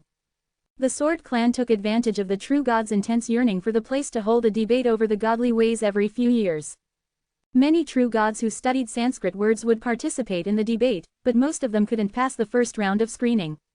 Even more candidates were eliminated in the second round. There were over 10,000 true gods in the hall, but only a few of them were able to pass. There's still one thing that I have to remind you. There will be some dirty tricks in the second round of screening and certain dangers will be present. The true gods who have participated in the debates before should know that, the Sword Clan's elder said flatly. The hearts of the true gods felt cold at the words. Although they were at the non-combat zone, it didn't mean absolute safety. The Sword Clan had occupied the Sunrise Tree for a long time, so their study of the non-combat zone was deeper than the outside world imagined. Many true gods had died in the previous debates. Zen raised his eyebrows and thought, we can't fight in the non-combat zone, but that doesn't mean we can't kill each other. For example, when he held some truth spiritual swords in the famous Sword Divine City, they still managed to badly hurt Rufus. In this case, the truth of godly way in the non-combat zone is to suppress killing intent. That's to say, it's impossible for me to deliberately kill someone unless I get rid of the truth of godly way in the non-combat zone. But that doesn't mean that I really can't kill them. While Zen carefully studied the situation, the old man of the Sword Clan spoke again, everyone, please follow me. He led the way out the hall. The true gods closely followed after him. The dark-skinned man walked in front of Zen and turned back to smile at him. It seems like you're a newcomer to the debate. Bill Sword's not joking. You may die if you're careless in the second round. It's not too late for you to withdraw. His voice boomed as he tried to frighten Zen. The man had participated in the debate 7 times and had been to the second round 5 times. He could be considered as an old friend of the Sword clan, but he wasn't able to seriously participate in the debate all the time. It was a heavy weight in his heart as it was such a loss. Newcomers without a high cultivation level, like Zen, were hammered down, and doing that made the weight in his heart lighter. Contrary to what the man expected, Zen didn't care about his words at all. He just asked, Bill Sword, this consummate true god of the Sword clan should have the surname Mo, right? Well, most of the members of the Sword clan are surnamed Mo, but those who have made great contributions to the Sword clan, those that have become consummate true gods, and some of the core members of the Sword clan all have unique titles. For example, this old man is titled Bill Sword, the dark-skinned man explained. Oh, I see, thank you, Zen said with a smile. Cut the crap, let me tell you, if you don't quit at the second round of screening, you'll definitely die. The man was even angrier when he realized that Zen was distracting him. Zen rolled his eyes and ignored him again. Bill Sword. Zen was lost in thought.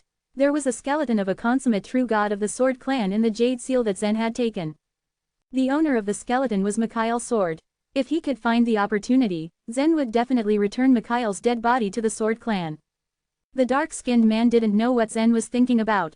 Even if he was being ignored, the man kept muttering by Zen's ear and no one understood why he was especially pressuring Zen. Stop talking crap. Zen frowned and rebuked loudly. The crowd quieted down as they all suddenly stopped and looked at Zen and the man. Even Bill, who was leading the way, turned around to frown at them and said, please keep quiet. Zen shrugged his shoulders and didn't say anything more. But the man felt quite embarrassed. If it had been outside of the non-combat zone, he would have killed Zen immediately. But the moment his killing intention formed, it had instantly dissipated due to the invisible force from the non-combat zone. In the end, he could only glare at Zen without saying anything. They followed a downward path under Bill's lead and they stopped at a dark entrance. As he stood at the entrance, Bill said, this is where the Sword clan cultivates. It's well known that we built the non-combat zone because we cherish lives, but no one knows that we can also sacrifice lives. This is the killing zone. The truth of godly way that enveloped the whole non-combat zone was exceptionally extreme. The true gods couldn't even fight with each other in areas covered by that aura. But the opposite side of the non-combat zone was the killing zone. Chapter 2012. Zen's Identity. The Sword clan was a relatively peaceful race in the Divine Land. At the very least, they rarely caused any disputes in the Divine Land. Despite the fact they were the second-ranked clan, they had no use for violence. They were very devout in their belief of kindness. They expected every member to cultivate his or her mind to not kill indiscriminately or be bloodthirsty. Therefore, the clansmen were extremely humble and righteous beings. However, those who knew the Sword clan knew of the terrifying strength hidden behind the humble exterior. It's not uncommon for members of the Sword clan to die when they cultivate in the killing zone. You must not force yourselves. If you cannot hold on, crush the sword card in your hands, and our clan members will rescue you. Bill glanced at the crowd and waved his hand, adding, remember, in the killing zone your killing intents will be ignited, but you cannot kill each other. If you attempt to do so, the Sword clan will not be kind. Does everyone understand? Paying little heed to the warning, the large group of true gods charged into the killing zone. The dark-skinned man glared coldly at Zen before entering. Zen walked unhurriedly to the back of the queue. As Bill watched them enter the zone, an emerald bird spiraled down from the sky toward him. A small jade slip hung from its feet. Bill stretched out his hand, and the bird perched atop his wrinkled finger. Tweet, tweet, tweet. It chirped. A look of doubt appeared on Bill's face as he unbuttoned the jade slip. Hayden's letter. The kid has just taken office as the lord of the famous Sword Divine City and no longer caused any trouble. He has been quiet for the past few days. What could the letter be about? Clank. Bill crushed the jade slip in his palm, and a flash of thought flew out. How could this be? Someone in the famous Sword Divine City has got 23 swords. It was rare for someone of the Sword clan to be able to get 23 swords. His name is Zen Luo. Zen Luo. Bill murmured the name several times. I'm sure I've heard this name somewhere before. Bill's eyes popped open in surprise moments later. The man who holds the number 9400 sword card. Zen, the one who had caused trouble to the floating islands several years ago. As one of the 7 elders and a consummate true god in the Sword Clan, Bill had seldom done business on the floating island. Instead, he resided in the Sunrise Tree. The story from the floating island, however, had spread out to his domain. Significant happenings such as that even reached as far as where he was. The name jogged Bill's memory of when the floating islands were re-ranked. It told of an anonymous warrior, the Time Sea Forbidden Land, and the Jade Seal. Mikhail, one of the 7 elders of the Sword Clan, had died in the Jade Seal. In response to Mikhail's death, 2 of Bill's comrades had asked of Zen's location in their rage. When a member of the Sword Clan died outside of their own land, the body should be taken back to the Sword Clan and buried, no matter the distance in between. It was impossible to bury a member of the Sword Clan in other places, especially a consummate true god like Mikhail in this instance. They only heard from Zen that Mikhail died. How could the Sword Clan allow one of their elders to die casually? Glancing at the dark entrance, Bill felt the impulse to rip Zen out and demand an answer. He had to restrain himself though. Unlike the past debates over the godly ways, this time the situation of the Sword Clan was the most important. The moment Zen stepped into the killing zone, there was a strong change of the momentum. Actually, the moment Zen had entered the non-combat zone, he had felt a great momentum radiating from it. It was so irresistible that the true gods would be unable to gather the slightest amount of killing intent. Even when he entered the killing zone, the momentum still existed, but it wasn't what he had expected it to be. The momentum was encouraging him to release his killing intent, not suppress it. A nearly overwhelming desire to fight ignited in Zen's blood. What a massive difference! Zen's eyes narrowed. Under the influence of this momentum, there was a faint impulse in the back of Zen's mind. He wanted to burn his life and use his strongest strength. Is this the other side of the truth of godly way? This feeling was slightly similar to what Zen had felt when he performed the emotion-closing godly way, but in reality they were completely different. It seemed to be similar to the murdering godly way, but there was still a difference. The truth of godly way was infused with 2 kinds of opposite power, which was very eerie. While pondering these thoughts, Zen walked slowly down the steps into the tree hole. The tree hole was inside the main stem of the Sunrise Tree. The surface of the Sunrise Tree's main stem was very large, so the inner world must be too big to imagine. Could it be that the whole core of the Sunrise Tree was the killing zone? Whoosh, whoosh, whoosh. The true gods ran along the wide tree hole as quickly as possible, distancing themselves from one another. After walking a long distance, Zen sped up. The first part of the journey went unchanged. As they traveled deeper into the hole, vines inched out of the wooden surface. Be careful, don't get tangled up in those vines. They are the spiritual roots of the Sunrise Tree. Don't try to destroy them if you get caught. Just as a true god gave out the warning, a swishing sound cut through the air. The huge hole was like the belly of a monster. All the vines waved in time with each other, and swept towards the true gods all at once.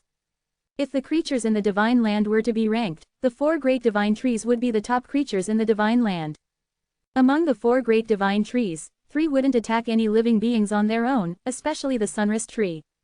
If warriors cultivated on the Sunrise Tree, they'd be able to feel its strong life energy. Under its nourishment, the warriors could promote their cultivation speed immensely. Because of this, Zen watched many of the Sword Clan members stab their swords into the tree to cultivate. But as this was the killing zone, some parts of the Sunrise Tree were affected by the truth of godly way. This area was extremely dangerous. Countless vines spread at an incredible speed, and almost instantaneously a majority of the true gods were ensnared. Wish, wish, a scream caught Zen's attention. A short distance from Zen, a top-ranked true god's feet were tightly wrapped up in the vines. Suddenly, 7 to 8 vines curled around him so tightly that no matter how hard he tried, he could not escape. The more the top-ranked true god struggled, the stronger the vines became. In no time, a crunching sound came from him. The vines had snapped his bones. Crack. Now desperate, the top-ranked true god had no choice but to break the sword card. He did not dare move anymore. Realizing their prey was still, the vines stopped moving and didn't get any tighter. Zen frowned at the scene before him, but the sound of rustling overhead caught his attention. Several vines, like the tentacles of an octopus, formed a complicated net and came at him from different directions. Chapter 2013, Black Beetles. The vicious vines attacked all the true gods, including Zen. The vines attacked like nimble snakes, wreathing and slithering towards Zen. Whoosh. Zen couldn't fly and escape like the top-ranked true gods, so he could rely only on his agile body to keep away from them. Seeing the vines approach him rapidly, he twisted himself and shot towards the side of the cave. But the vines seemed to have eyes as they quickly changed their direction and followed Zen. They twisted and overlapped with each other to form a net and completely block Zen's escape. Swish, swish. At the same time, another 7 or 8 vines extended from the ground below and obstructed Zen's exit from all sides. Like I said, low-rank true gods such as yourself, come here looking for death, sneered the dark-skinned man as he floated above. In the killing zone, there was no restraint and the top-rank true gods naturally had a better advantage. Their strength was not only far greater than that of the average mid-rank and low-rank true gods, but they could even fly freely. That was why, in the second round of screening, almost 90% of the candidates were top-rank true gods and a very meager number formed the mid-rank true gods. Zen was the only low-rank true god among them. Everyone was already astounded to witness this. Zen barely flinched even after hearing the man's words. With a single tap of his toe, he transformed into a sharp arrow and shot forward. Why throw yourself into the net so soon? Losing already? The man smirked, as he thought that Zen had given up. The vines, as the spiritual roots of the sunrise tree, were impossible to destroy. From what the man witnessed in the many debates that he took part in, those who were trapped by the vines were all knocked out, and were powerless to cut the vines by themselves. Some time back, a true god who was trapped by these vines did not crumb the sword card to seek the help of the sword clan. In the end, he was strangled to death by the vines. Therefore, once the true gods were trapped by the vines, they would immediately crumb their sword cards and quit the second round of screening. That was the only way to escape one's death. There would be other chances to take part in the debate over the godly ways, but they had only one life. One's life was more important than winning rounds. The moment the net made of the vines engulfed Zen, his figure suddenly became blurry. At the same time, a unique aura was spreading out of his body. Whoosh! Then the dark-skinned man saw Zen's body suddenly become formless. His body transformed into a blob of mass and oozed out through the gaps. After the entire mass seeped out, Zen's body returned back to normal. He turned and looked at the man hovering above, with a smile. Once again he tapped his toe, and altering into light, shot towards the depths of the killing zone. What's this technique? I have never seen it performed by a low-rank true god. The man's eyes widened. The other top-rank true gods around saw this scene and were completely appalled at the sight. Looks like some kind of soft body technique of a certain clan, a top-rank true god said. As far as I know, the soft body technique can definitely soften the body and transform it into various shapes. But it takes tremendous time to prepare, so it's impossible for anyone to do so as soon as he wishes, another top-rank true god said with a strange expression. Maybe he has cultivated some thirgy beyond way. At that moment, they could clearly sense a special aura emanating from Zen. It was the aura emitted by the truth of cultivation nature, but they couldn't tell what it was with their limited experience and knowledge. The dark-skinned man continued to stare at Zen with cool eyes. Affected by the atmosphere in the killing zone, he had an extremely strong urge to kill. However, he was well aware of the rules of the Sword Clan.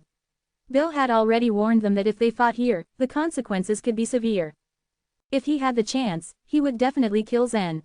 With this thought, the dark-skinned man followed Zen. Swish, swish. As soon as Zen landed on the ground, countless vines would spring around him. He tapped the ground lightly with his toe, and once again, he transformed into a beam of light and jumped out. As he leapt in this way, his speed was faster than those of the top-rank true gods flying in the air. Some top-rank true gods were accidentally trapped by the vines. They immediately broke their sword cards and gave up. About 1,000 true gods were eliminated in the first stage. Only half the members were left now. This level is not so difficult after all. Zen sprinted forward as he could feel his killing intent. The killing aura that Zen had used in the universe was an external object. It was formed from the most resentful curses of the dying souls. The murdering godly way was just a simple thought or intent about murder. However, the aura in this killing zone could force the living beings to form an irresistible killing intention. For example, Zen considered these vines as very annoying. He knew clearly that he could not destroy the vines that spread out from the sunrise tree, but he still had an impulse to slash off those vines. No combat versus killing. The truth of godly way of the sunrise tree region has such extreme sides. Just as Zen was thinking about it, he heard the crackling ahead. Rumble, hurry up, watch out for these bugs. Zen had already easily passed through the area full of vines. But the path ahead was even more dangerous. Vines were no longer sprouting out from both sides of the large hole. Instead, on the wall, there were many round holes of different sizes. As the true gods rushed into this area, black beetles started emerging from the holes. The black beetles were covered with an outer layer of thick black shell, and a pair of sharp pincers-like tentacles atop their heads. They were about the same size as ordinary adults and they even looked harmless. However, under the aura of the killing zone, thousands pairs of compound eyes emitted bright red lights and charged towards the numerous true gods. Go to hell. Not far ahead of Zen, a top-rank true god was covered in a layer of lightning. This top-rank true god was practicing the thunderstorm godly way. His body was covered by numerous beams of thunderstorms. With his hair standing up, he looked like an angry god of thunder. The lightning snakes rushed towards the black beetles one after another and exploded on their shells. However, these beetles seemed to be completely unharmed by the lightning effect. Instead, they spread out their wings, turned into black lights, and rushed towards the top-rank true god at an alarming speed. Swish, swish, swish. Even though that top-rank true god had transformed into lightning and moved extremely fast, he still couldn't escape from the attacks of the dozens of black beetles as they swarmed up. Puff! Through their tentacles, they jabbed into the body of that top-rank true god and pinned him to one side of the tree hole. In a moment of desperation, the true god broke the sword card in his hand. Perhaps it was because those black beetles were very dangerous, the reaction of the sword clan was extremely fast. Suddenly a gap appeared at the top of wall. A light from outside the tree hole quietly shone on the true god. All of the black beetles had been very aggressive a moment ago and wanted to kill the true god, but now they simply walked away from him. Chapter 2014, Ivan and Clifford. Zen flashed a satisfied smile when he saw the light appear from the top of the wall. It turns out that this is how the Sword Clan saves people, he thought. It made sense. The Sword Clan wouldn't send people to save the fighters in the killing zone. If too many top-rank true gods were in danger, the Sword Clan wouldn't be able to save all of them. Despite that, the Sword Clan had devised a simple method to save them. They directly pierced the wall above the head of the contender who was in danger and released the aura from the non-combat zone. Once the aura had surrounded the injured true god, those beetles wouldn't be able to attack again. There was a loud noise when the top of the cave was broken through. Then a member of the Sword Clan jumped down from above and seized the top-rank true god before leaving in the same fashion. That true god had been lucky, but not all of them could be saved. Just as Bill said, there was a risk of dying in the killing zone. A black beetle popped out from his side when a top-rank true god flew in the air.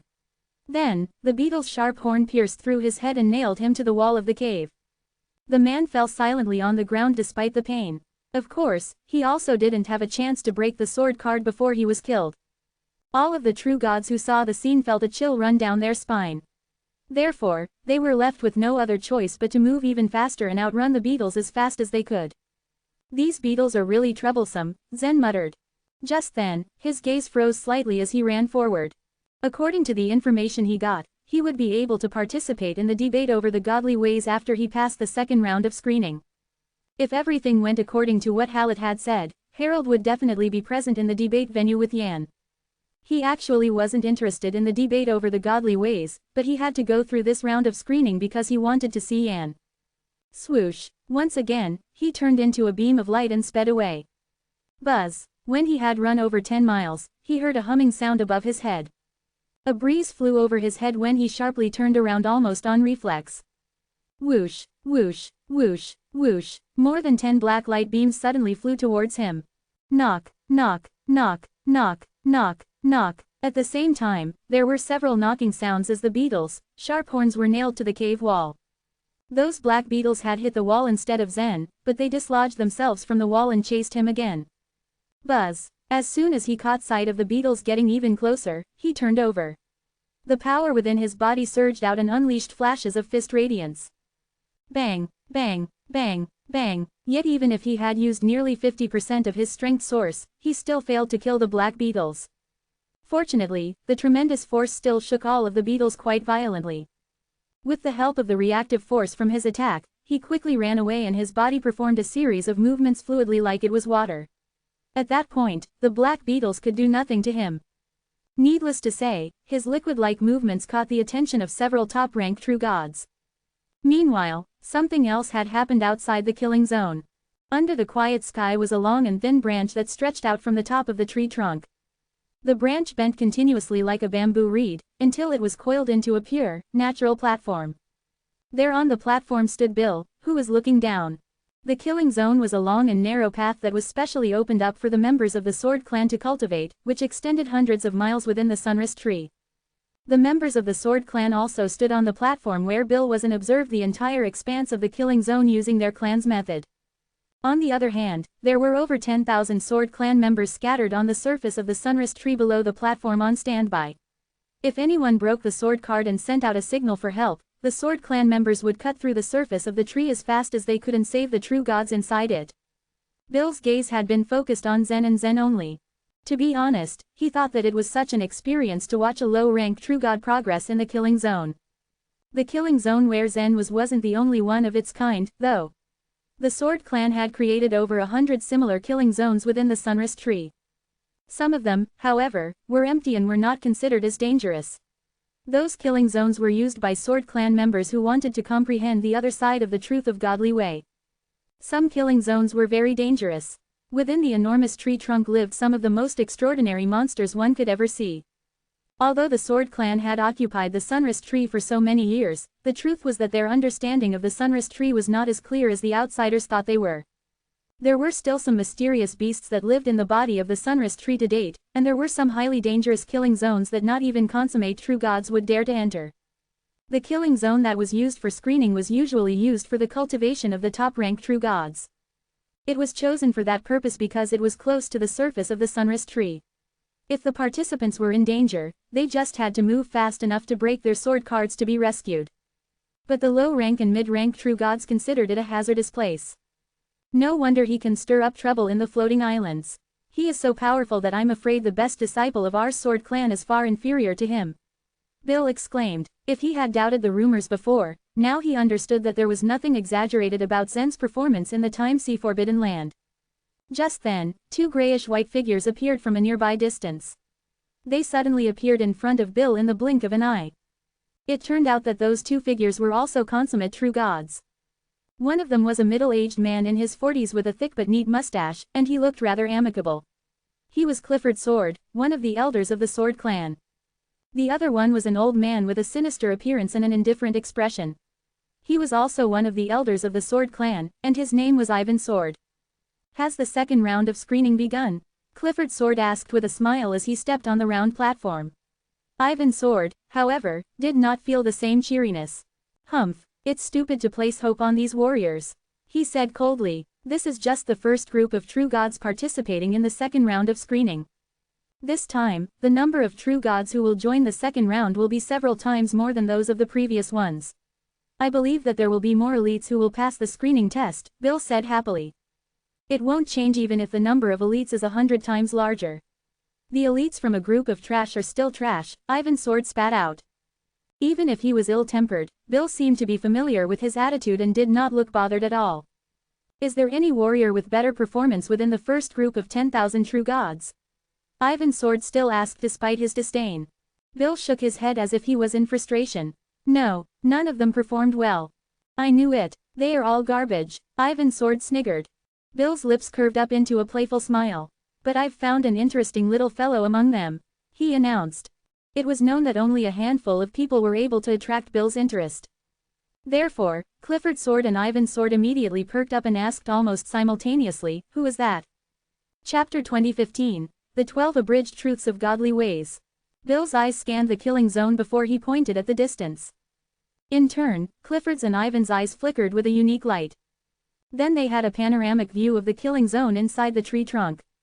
Even if Bill didn't pinpoint exactly who, they were still able to spot Zen quickly. A low-rank true god. It wasn't hard to differentiate Zen from the numerous true gods, since he was the only one with the lowest cultivation level among them. Ha, yes you were right. Bill gently smiled. For a long time, both Clifford and Ivan only watched Zen on the battlefield. His body moved as if it was one with the wind. Every time the black beetles got close to him, the light of his fist flashed brightly and the black beetles were easily smashed like delicate shells. This young man's strength is not bad, Clifford praised. He's an outstanding low-rank true god and must be one of the top disciples of the powerful clans, Ivan said simply. Any other clan would have been surprised to see a low-rank true god like Zen in the killing zone. Clifford and Ivan, however, weren't just from any other clan. They were from the Sword Clan, the second-ranked clan among the floating islands.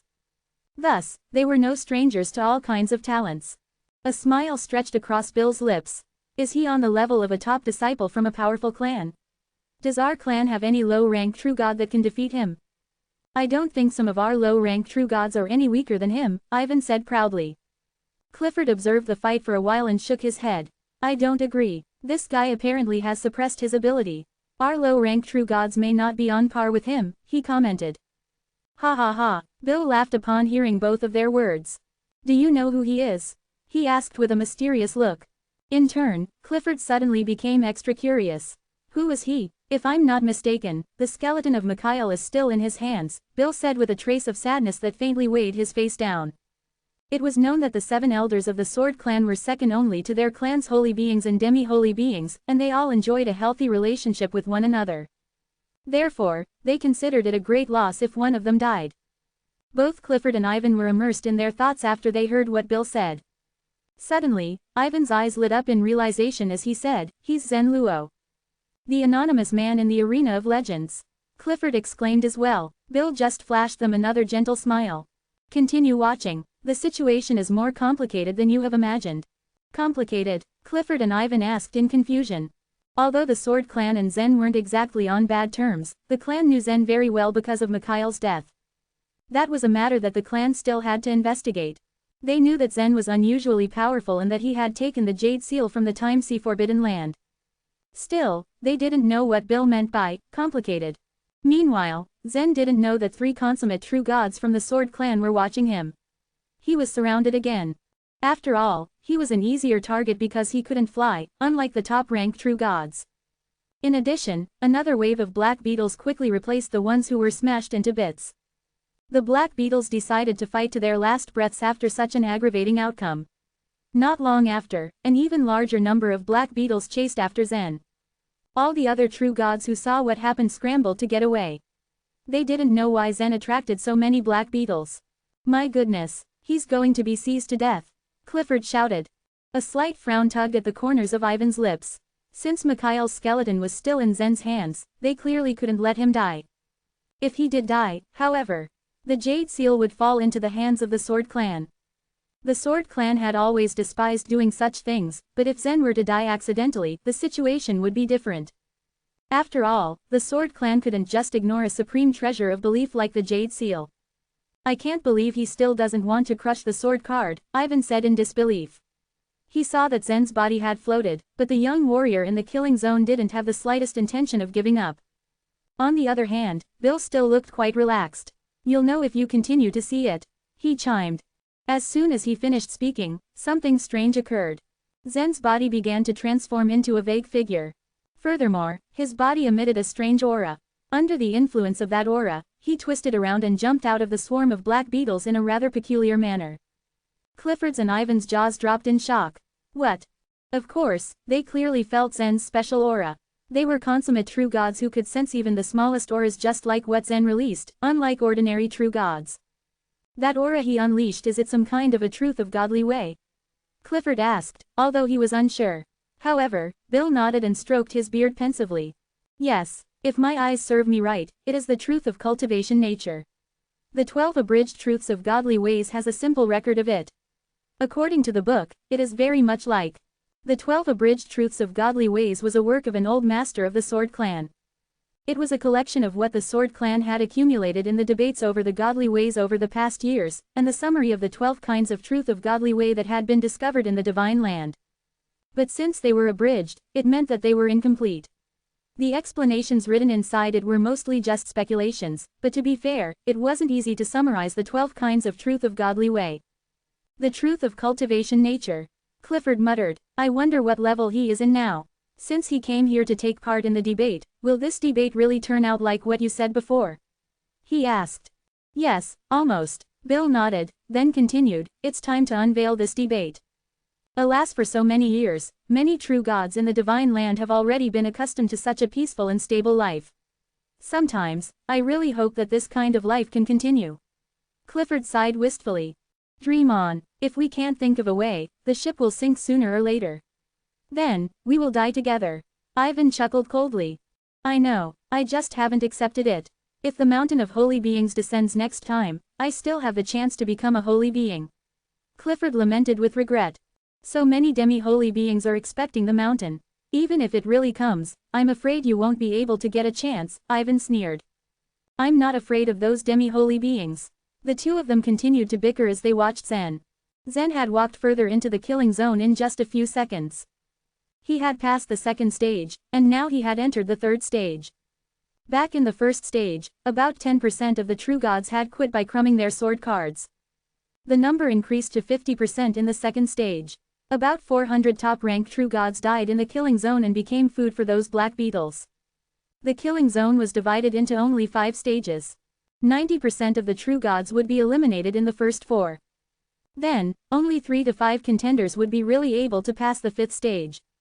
As the fight progressed, Bill, Clifford, and Ivan were still in talks about whether Zen could pass the test. As for Zen, he kept moving forward under their watchful gazes. 6 hours later, he finally stepped out of the killing zone. Chapter 2016, Return Mikhail's Skeleton. The dark-skinned man who had been following Zen all this time also had an outstanding performance. With his knowledge and experience, it was possible that he could pass the 5th stage of the killing zone. Unfortunately, he still lagged behind Zen in the 4th stage. All of a sudden, huge, blood-red lizards began to crawl out from the cracks in the 4th stage. They spewed out large amounts of venom in random moments. Although the tree hole in the killing zone was very wide, the venom swept through it like a storm. Zen, however, was not afraid of the venom. The dark-skinned man, on the other hand, had no other choice but to hide. He got hit by a little bit of venom and lay paralyzed on the ground. As he lay there, the venomous lizard slowly crawled towards him.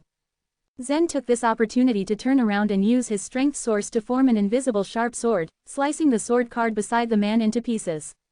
Luckily, the man found safety after he was enveloped by the light falling from the top of the tree hole. A fierce, bright light flashed in his eyes as he watched Zen leave so gracefully.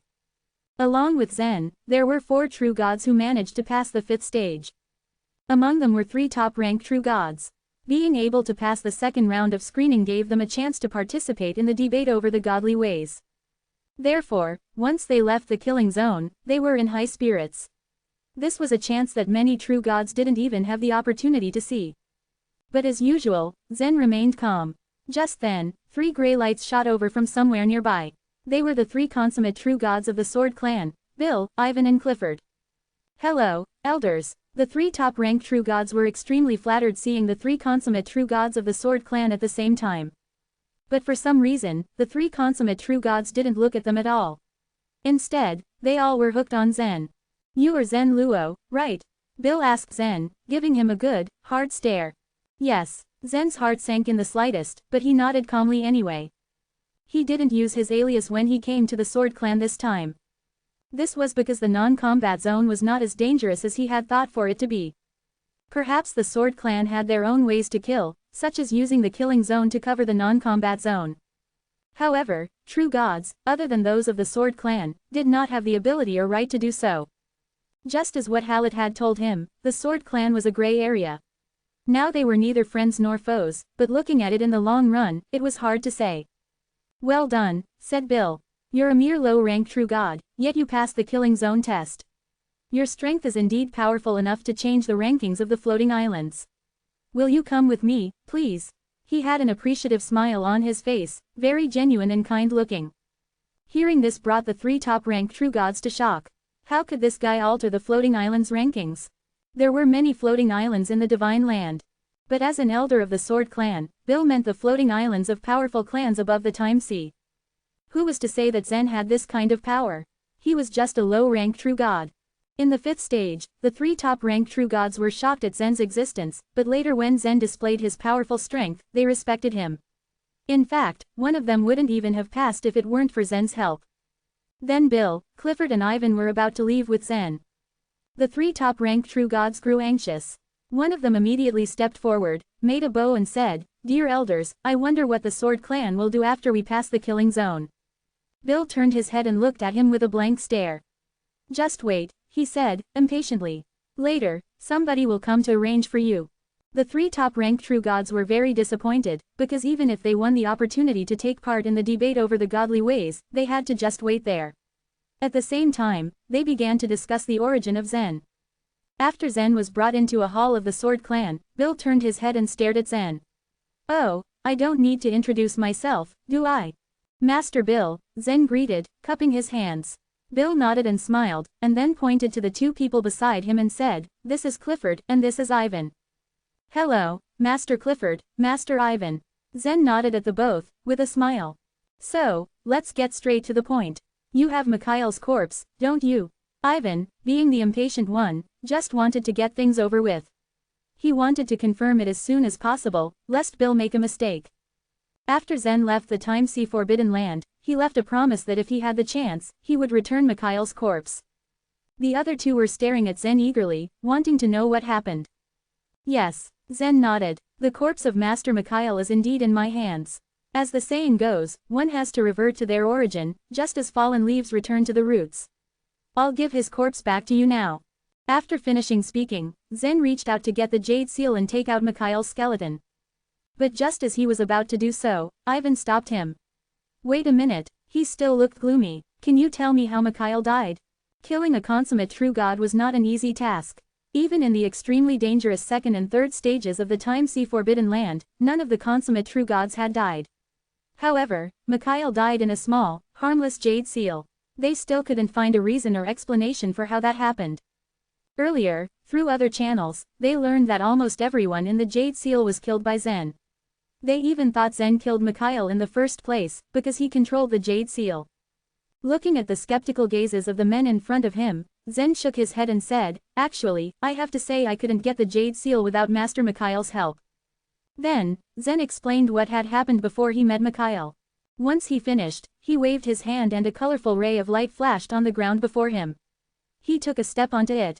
Back in the world of the jade seal, Zen flashed and arrived at a corner of the desert. Mikhail's skeleton, which was stabbed by the spear of time, was lying alone in the windy, gloomy desert. He reached out his hand and with a light wave, the skeleton flew right over with him. He then took the skeleton back to the Sword Clan through the time path. Is this Mikhail's skeleton?" The faces of Clifford and Bill fell to the ground. They were speechless at the sight of the corpse. Ivan took a deep breath. The surface of the skeleton was covered with spots and cracks, as if Mikhail died many years ago.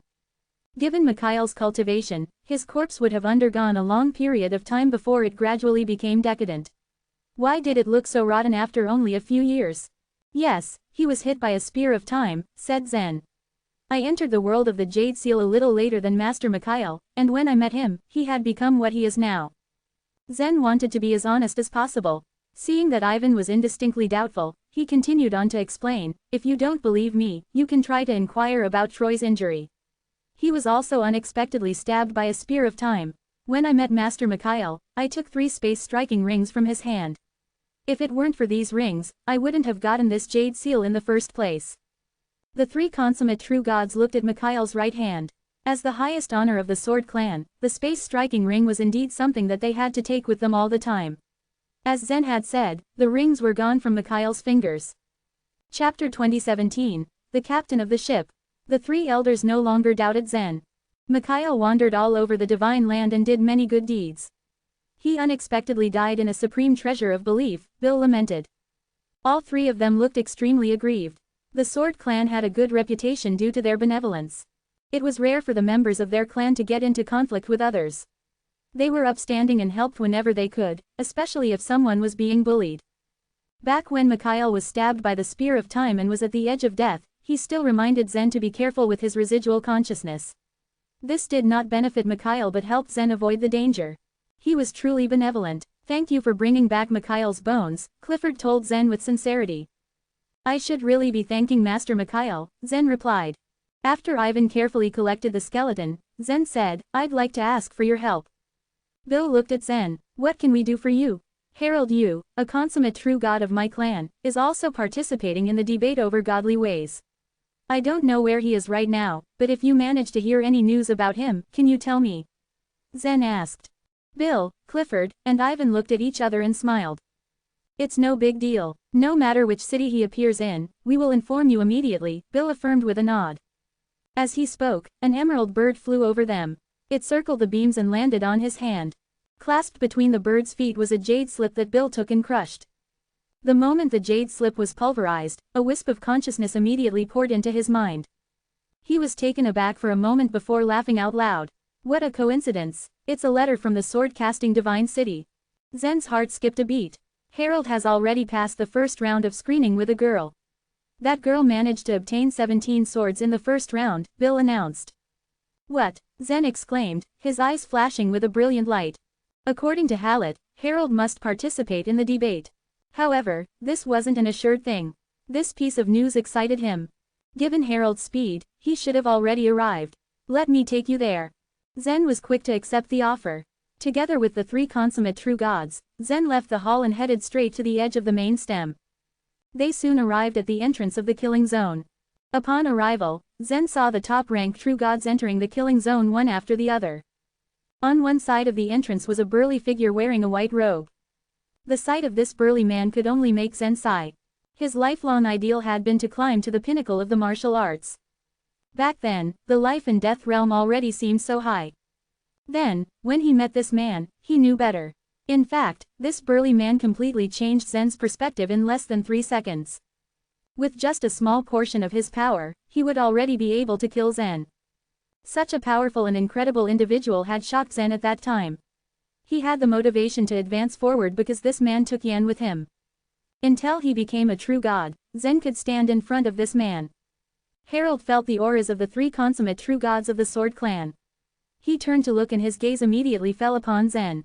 There was no trace of shock on his face, only a warm smile as if he had already anticipated this. Harold, welcome. Our Sunrise Tree region is greatly honored by your gracious presence. Bill, Clifford, and Ivan greeted with clasped hands as they bowed to Harold. Harold also bowed, acknowledging their politeness. The Luo clan had no dispute with the Sword clan, and they even used to be on good terms. However, when the Luo clan fought with the Mu clan, the Sword clan remained silent. Nobody knew why, but it was probably due to various reasons. After the initial greetings, the 3 from the Sword clan figured that Harold might need to talk to Zen privately, so they left of their own accord. Once they left, Harold turned to Zen with a faint smile. Zen didn't know why, but at that moment, he didn't know what to say and just remained silent. It was like a pause, a short moment of silence. Finally, Zen broke it with a question. Where is my sister? Harold retained his faint smile. She's in the second round of screening. Zen frowned. Will she be in danger? Harold shook his head. Yan's talent is at the same level as yours. She's already become a top-ranked true god and is one step away from becoming a consummate true god. Do you really think she'll be in any danger? Harold asked with a smile. Old memories flashed through Zen's mind. You're right, he said after a while, but he truly just didn't know what else to say. You must have a lot of questions, Harold remarked. He was correct. Zen did have a lot of questions. It was precisely because of this reason that Zen found himself unable to ask even a single one. The young man was deep in thought, and it was only after a while did he look up at the entrance of the killing zone. Why do you want Yan to participate in the debate over the godly ways? No matter what kind of agreement Mike and Harold had, Zen felt subconsciously responsible for it. He would have preferred it if they left Yan out of it and let him take the risk instead. I know I shouldn't have let Yan get involved, but you did not go to the Everest Spirit Mountain. This was the only alternative plan I could think of, Harold said. What is the purpose of this debate? Don't tell me that it's to discuss the highest level of the godly ways, Zen asked once again. On the surface, this debate held by the Sword clan was to study the limits of the godly ways, decipher Sanskrit words, argue about the meanings of the godly ways, and discuss the truth of godly way. These were what attracted countless true gods in participating. However, these things were impossible to solve. Not even holy beings would be able to do so. So what exactly was the true purpose for this event? Harold was quiet for a moment, but there was a decisive look in his eyes when he opened his mouth again to speak. You're right, there is another purpose. The true goal of the Sword clan is to obtain that skeleton, Harold replied frankly. Zen's eyes flashed. You mean that skeleton of the powerhouse at the other shore realm? It seems Hallett already told you about this, Harold remarked appreciatively. It might also be joy, Zen said, but he couldn't deny the excitement in his eyes. At least what he knew was beyond Harold's expectations. Hearing this, Harold merely shook his head. Women aren't interested in these things at all. With that, he reached out and cast a faint light curtain over him and Zen. There were just some things that weren't for other people's ears, even the Sword clans. What is the identity of that skeleton? Zen asked. Harold pointed to the sky. The captain of the ship, he said, his finger also dropping and pointing to the ground. The captain of the entire divine land. Chapter 2018, A Fight for Authority. Back when Zen was in the divine refinement forbidden land, Holy J told him something interesting. According to Holy J, the divine land was constantly falling and there would eventually come a day when it would crash. Zen knew this but felt that it wasn't such a danger for him to worry about, so he didn't think about it that much. Harold's words made him remember what Holy J told him and he immediately connected the two things. You compare the divine land to a ship? Harold laughed at Zen's remark and shook his head. No, the divine land is a ship by nature, but since it was built, it has traveled through the chaos for countless years. The skeleton used to be the captain of this ship. Zen frowned. If he was the captain, then why did he die? Why did a powerhouse at the other shore realm die? He asked. It's true that warriors at the other shore realm are very powerful but they can be killed by another warrior at the same level, Harold answered. In other words, there's more than one powerhouse at the other shore realm here in the divine land. Zen asked, his eyes widening in surprise. Harold only nodded in response. Then, what's the point of obtaining the skeleton? Zen kept his tirade of questions going. This time, Harold did not give a direct answer. He first stared at Zen for a moment before speaking. What exactly are we fighting for with the Dongfang clan? I wanted to ask you the same thing, Zen answered with a bit of sass. He initially thought that his father had gotten into a feud with Nicholas and offended half of the members of Hall of Holy Beings, thus ending up in such a situation. Harold shook his head. What do you think? Do you have any ideas on why exactly we're fighting them? Zen shrugged, not knowing how to answer this question. On the surface, we are at an absolute disadvantage, Harold explained. Holy J is not very powerful, Holy Bromley has since disappeared in the chaos, and my master is on the verge of death. Everything seems as if it's against us, but that's not really the case. Zen remained quiet and listened carefully. Estelle is on our side, as you know, and she has the authority to silence the entire divine land. I control the Everest Spirit Mountain, which means we have authority over all rivers and seas. The Swirl Forest is restrained by Holy Bromley's fairy palace, so no one else has the authority to control it except Halid and Augustus. Halfway through, Harold laughed. What we are actually fighting for is the authority to control this ship. From the beginning to the end, my master and Nicholas fought over authority. The fact shocked Zen greatly. He never expected the divine land to be a ship. Moreover, the holy beings all fought against one another to control it. In terms of authority, the ruling slate should be the highest, right? Zen asked. According to what he previously learned, the ruling slate was the one that set almost all rules in the divine land and it was always held above all others. That's true, but the use of the ruling slate is limited. If one wants to make strong and advantageous rules, the divine might coins one needs may not be attainable. The purpose of Nicholas building an alliance with a few other powerful clans is to accumulate more divine might coins and control all authority with the help of the ruling slate. However, the Soul Wilderness was in Estelle's hands and the Everest Spirit Mountain in Harold's. The only way to obtain a large number of divine might coins was to enter the Swirl Forest in the Abyss Demon region. If the Swirl Forest was under Halid and Augustus's jurisdiction, the only choice left would be the Abyss Demon region. However, the Abyss Demon region was a dangerous place. A consummate true god could die there if they weren't careful enough. It was far more dangerous than the other three forbidden lands. Nicholas can't get divine might coins fast enough, Harold continued. So the main purpose of this debate over the godly ways is to obtain the authority over the divine land? Zen asked. Yes, you've got it. According to Holy J's speculation, the divine land is already in an urgent state. The Sword Clan has held numerous debates over the past divine eras but is unable to gain anything. There is no more room for error this time, Harold explained. With that, Zen's mind felt much clearer. According to Harold, the skeleton's position was already confirmed at the center of the sunrest tree's trunk.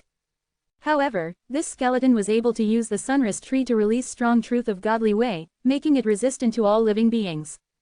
The Sword Clan tried many times to get close but failed every single time.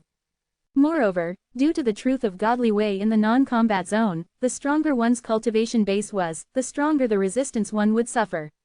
That meant it was even harder for the holy beings to enter the zone. With constant exploration, the Sword Clan eventually figured out that if they truly wanted to approach the skeleton, then they needed to have a deeper understanding of the truth of godly way. However, there was nobody in the divine land who had such wisdom. If those holy beings had such an understanding, then they would have already become powerhouses at the other shore realm. It was then that the Sword Clan came up with the idea of a debate. They gathered all true gods in the divine land and hoped that someone would one day approach the captain of the ship. Whether that person was from the Dongfang clan or another powerful one wasn't important. From this point of view, the Sword Clan's goal was similar to Holy J's. Holy J also looked for true gods with the capacity to save the divine land. Zen didn't know if he sent any disciples to participate in this debate. You should have gone to the Everest Spirit Mountain as arranged, but unfortunately. Harold trailed off and shook his head. Anyway, we have to count on Yan in this debate. Is it because I don't cultivate any truth of godly way? Zen asked with a smile. Harold replied with a nod. Zen could only shrug. Such a pity. Soon after, Harold glanced past the enchanted barrier. Look, Yan has passed. Harold then removed the enchanted barrier and walked with Zen towards the exit of the killing zone. Zen's face was obviously lit up with joy at the result. The difficulty of the killing zone was obvious to all. Only 2 of the 10,000 top-ranked true gods passed the second round of screening. Yan was one of those 2.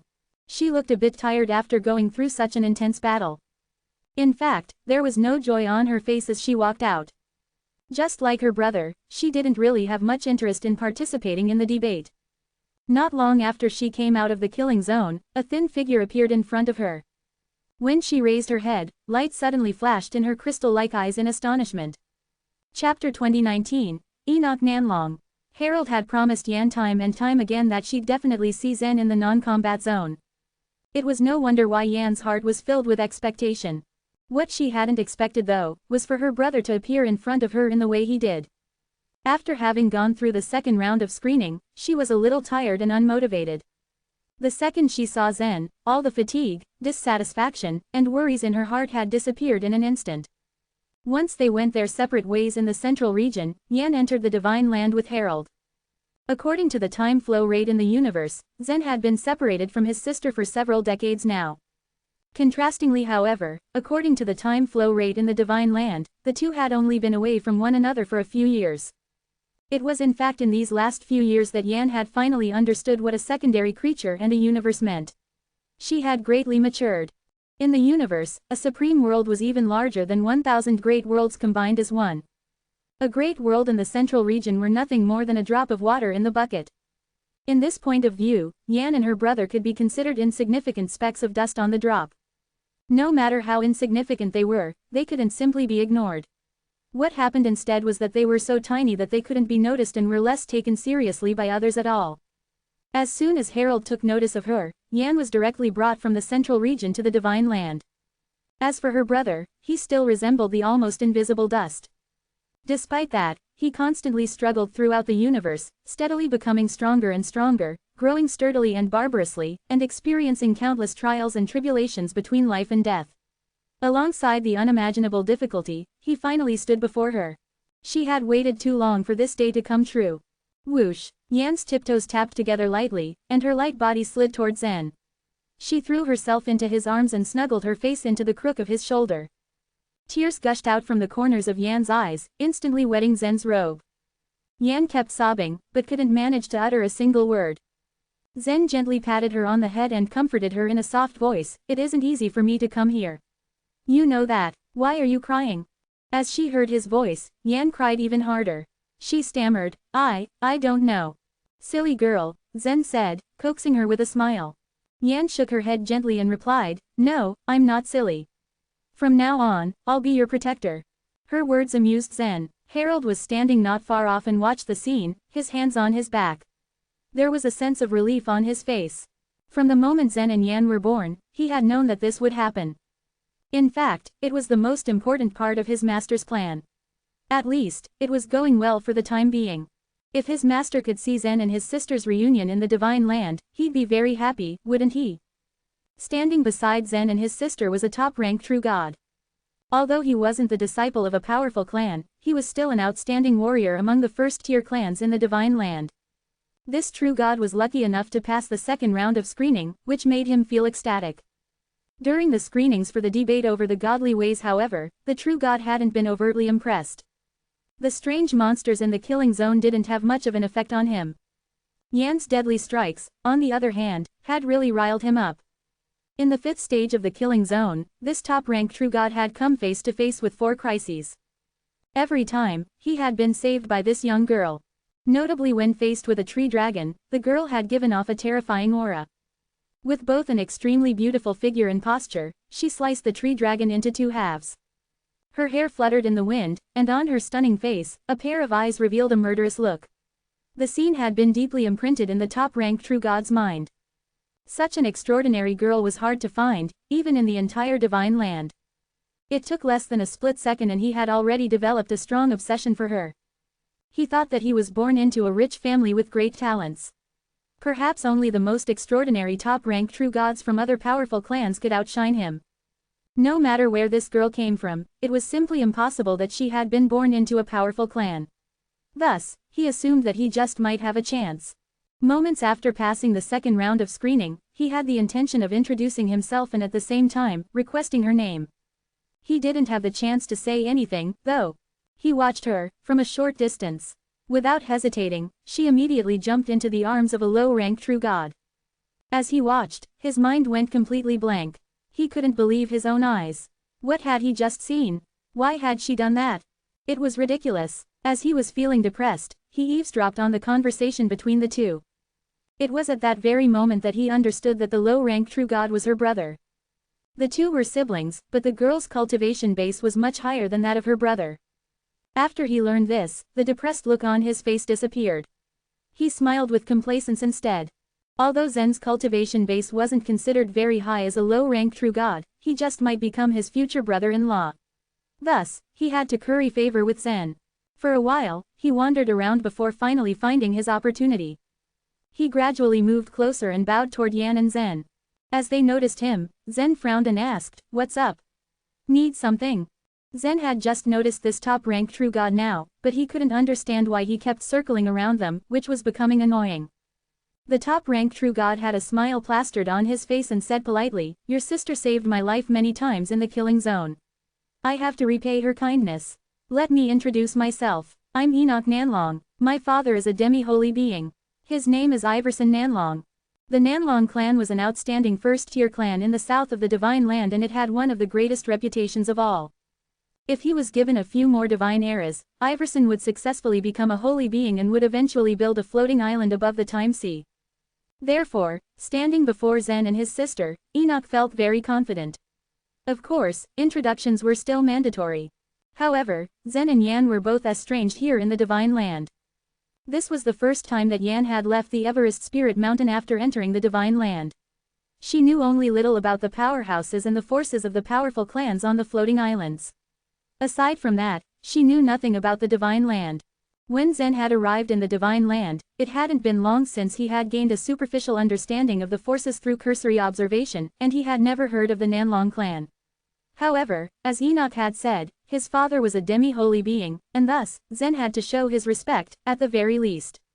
"You're welcome," Zen replied faintly before grasping onto his sister's arm and dragging Yan away. Instead, Yan turned her head and smiled back at Enoch. "Don't be so stupid next time. That way, you won't need my help." Enoch stood his ground and stared at Yan's bright smile. As he stood, the two approached a consummate true god. That consummate true god is probably an elder of their clan. The two of them shouldn't be from a clan with no mark, Enoch thought to himself. No matter what, Yan had already successfully passed the second round of screening. Her brother was merely a low-ranked true god and he therefore wouldn't join the debate over the godly ways. Enoch thought he'd still have a chance of meeting with Yan face-to-face in the debate. Chapter 2020, Marsh Sword. The sunrise tree was the largest out of the four divine trees. Standing tall and glorious with its massive trunk, its top was easily as large as a quaint region in the Divine Land. It was so humongous that the Sword Clan managed to build 16 divine cities around the top of its trunk, a testament to its powerful size. The Orchid Sword Divine City, the divine city where Zen participated in the second round of screening, was located on the edge of the tree trunk. He couldn't help but admire the sunrise tree for its otherworldly appearance. He was not a stranger to beautiful, mysterious places, but the sunrise tree was arguably one of the most astonishing places he'd been to. It was simply unbelievable. Originally, after the screening, Zen should be with Enoch and the other true gods who had passed, so they could move to the Sword Clan's ancestral land, the Heavenly Sword Divine City, together to participate in the debate over the godly ways, but the plans had changed. With the sudden arrival of Harold, Both Zen and Yan were permitted to go to the Heavenly Sword Divine City ahead of the other participants, because, as per the rules of the Sword Clan, all the wealthy clans on the floating islands were given the permission to send several disciples to join the debate without undergoing the screening process. Being fortunate enough as their floating island did not fall into the time sea, the Luo clan was still a big clan, so Zen and Yan could join the debate directly. Zen soon found himself entering a palace of the Sword Clan. It was a grand and exquisite palace located in the north of the Heavenly Sword Divine City. He lifted his gaze and studied the long historic walls with admiration. They were filled with a series of breathtaking frescoes he'd never seen before. The frescoes showed various pictures of a true god wielding his sword in refined but mysterious ways. Each image was different than the last, and Zen found himself immensely absorbed in studying every intricate detail he could lay his eyes on. This kind of swordsmanship is powerful and daunting in the Divine Land. But here, in this place, it's just a mural. Zen mumbled with a sigh, unable to pry his eyes away. Yan sat on the steps nearby, her hands supporting her head, as she stared at her brother, who was still lost in his own world. Meanwhile, Harold, who was standing behind Zen, said in a flat voice, "The Sword Clan is called the Sword Clan because their style of swordsmanship is unique. They have spent a lot of time and effort practicing sword skills, and no one else has ever managed to challenge them since. It's a pity that they are still too pedantic, though." He couldn't help but shake his head at the thought. Zen blinked, turning to him. "Pedantic? What do you mean?" he asked, curious. With a faint smile on his face, Harold answered, "The Sword Clan requires its members to be merciful. They even have the theory on moral spirit to back that up. See, they are pedantic to the core." Zen furrowed his brows, unable to agree with him. All the Sword Clan members that he had come into contact with were righteous and kind. That alone was rare in the Divine Land. "I don't understand what you mean, Harold," Zen said, perplexed, a soft frown marring his face. With a sigh, Harold flicked his gaze to the frescoes and said, "The Sword Clan has developed well in the non-combat zone. However, because of their good and righteous nature, they're not as prosperous as the Dongfang clan. Their goodwill and gentle heart are no doubt their sole weaknesses." "Does that really mean that they are indeed inferior?" Zen asked, doubtful. "Perhaps you've misunderstood me," Harold responded. "The Sword Clan members are all kind and merciful indeed. Back then, your father hoped to join hands with them, but they refused. If only they had accepted his offer, then for sure the Divine Land wouldn't have fallen into such a crisis. Up until now, I am still trying to convince the Sword Clan to cooperate with us, but all this push and pull are leading us nowhere. The price we have paid is much higher than before, and the chances are even slimmer now." Hearing that, Zen was even more confused now. But he could vaguely tell from Harold's words that when his father was still competing against the wealthy clans on the floating islands, the Sword Clan could have had chosen to stand beside him. With their strength and prowess, they possessed the qualification to fight against the alliance of the wealthy clans. However, the Sword Clan members ultimately chose to look the other way and stay neutral because of their core values. No wonder Harold would always flare with anger every time the topic would come up. "Harold, did you manage to force the Sword Clan to help us?" Zen asked, intrigued. Harold nodded his head, narrowing his eyes. He added, "Yes. To put it more precisely, I didn't force the Sword Clan to do anything, but the situation at hand forced them to do so. Now, the Sword Clan is swimming in anxiety." As he spoke, he threw several glances at the door of the palace and sneered. "It seems they are even more anxious than I thought. That old man, Marsh, is already here." As soon as he said that, the door of the palace slammed open, creating a reverberating sound. 2 rows of Sword Clan members marched into the palace. Between the 2 squads, an old man made his way over to them, his gait slow and steady. Zen immediately took note of his immense aura. The old man had a look that could make an entire world cower in fear. His body was average at best, nothing spectacular or different, and yet there was a huge universe hidden within it where countless secondary creatures lived and thrived.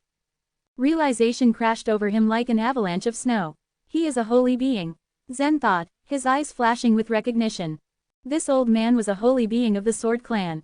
Zen couldn't be mistaken. He'd seen him before outside the Time-Sea Forbidden Land, and he could distinctively remember the old man asking him about the whereabouts of Mikhail. "It is quite rude for Mike's disciple to call me an old man. You should know it is a grave offense to disrespect a holy being," the old man said in a stony voice, throwing a displeased look at Harold. Zen and Yan bowed to the holy being in respect, making the connection. This man was Marsh Sword, the one Harold mentioned earlier. Unlike the siblings, Harold made no move to show his courtesies to Marsh Sword. Instead, he snorted. You have a pair of sharp ears, he commented. Despite the rude behavior, Marsh Sword remained calm. He glanced at Zen with deep, assessing eyes before he deemed him unimportant and shifted his attention to Yan. Is this your hope? Intimidated by his presence and attention, Yan blushed beet red and fought the urge to hide behind Zen. However, she was already aware of the heavy burden placed on her shoulders and pushed down her fear. She stood her ground, squared her shoulders, and raised her chin as a gesture of confidence. Yes, she is, Harold confirmed, nodding his head. Marsh Sword assessed Yan with probing eyes for what felt like an eternity before he summoned a long sword out of thin air. Dropping into a fighting stance, he went straight to Yan. It was virtually impossible for one to harbor and summon killing intent in the non-combat zone. But this was still the Sword Clan's territory, and none of them knew what kind of power and method this holy being had. They were blind to his abilities. When Zen saw his attack, his face darkened and the urge to protect Yan surged in his chest like hot fire. He was about to step forward and defend her when Harold placed a hand on his shoulder, keeping him in place. Don't worry, he won't hurt Yan, Harold reassured. Knowing that Harold would never do anything to put Yan in grave danger, Zen stepped aside. Meanwhile, Yan stood still in shock, looking on at Marsh Sword with rounded eyes. Puff. After a split second, Yan's eyes shone just as a white mist began to leak out of her. Wisps of air formed and went around her body like a protective shell. Then an invisible aura spread out of her, extending outward into the hall. The truth of godly way. Zen had a startling realization when he felt and noticed the aura coming out of his sister. This was not an attack meant to harm Yan. Instead, Marsh Sword was using this battle to gauge and test Yan's truth of godly way. If he would be honest, he himself had no inkling as to what kind of truth of godly way his sister had cultivated. Fortunately, he was very proficient in the truth of cultivation nature, so he focused on Yan to feel and distinguish her truth of godly way. As he tried to get a read on her power, he came to an understanding that his sister had also mastered the truth of godly way to a much deeper level. 1 step, 2 steps, 3 steps. With each passing second, Marsh Sword was getting closer and closer, his blade glinting in the air. Swoosh. While he was still a good distance away from Yan, everyone in the hall heard the sound of cloth tearing apart. A sound so distinctive and loud despite the commotion. There was no physical contact made, and yet it felt as if he managed to pierce through Yan's aura. Despite the brunt of his force, Yan remained collected and closed her eyes. She cast her head low and recited something in her head. As she finished the words in silence, her aura intensified and became more aggressive, effectively slowing down Marsh Sword's advances. In the end, the tip of his sword stopped inches from her forehead. Sensing that the fight had concluded, Marsh Sword then stepped backward, setting his weapon aside. The blade disappeared in the blink of an eye. He nodded and looked at Harold, saying, "She is not bad, I'd admit, but she hasn't reached the level that you have promised."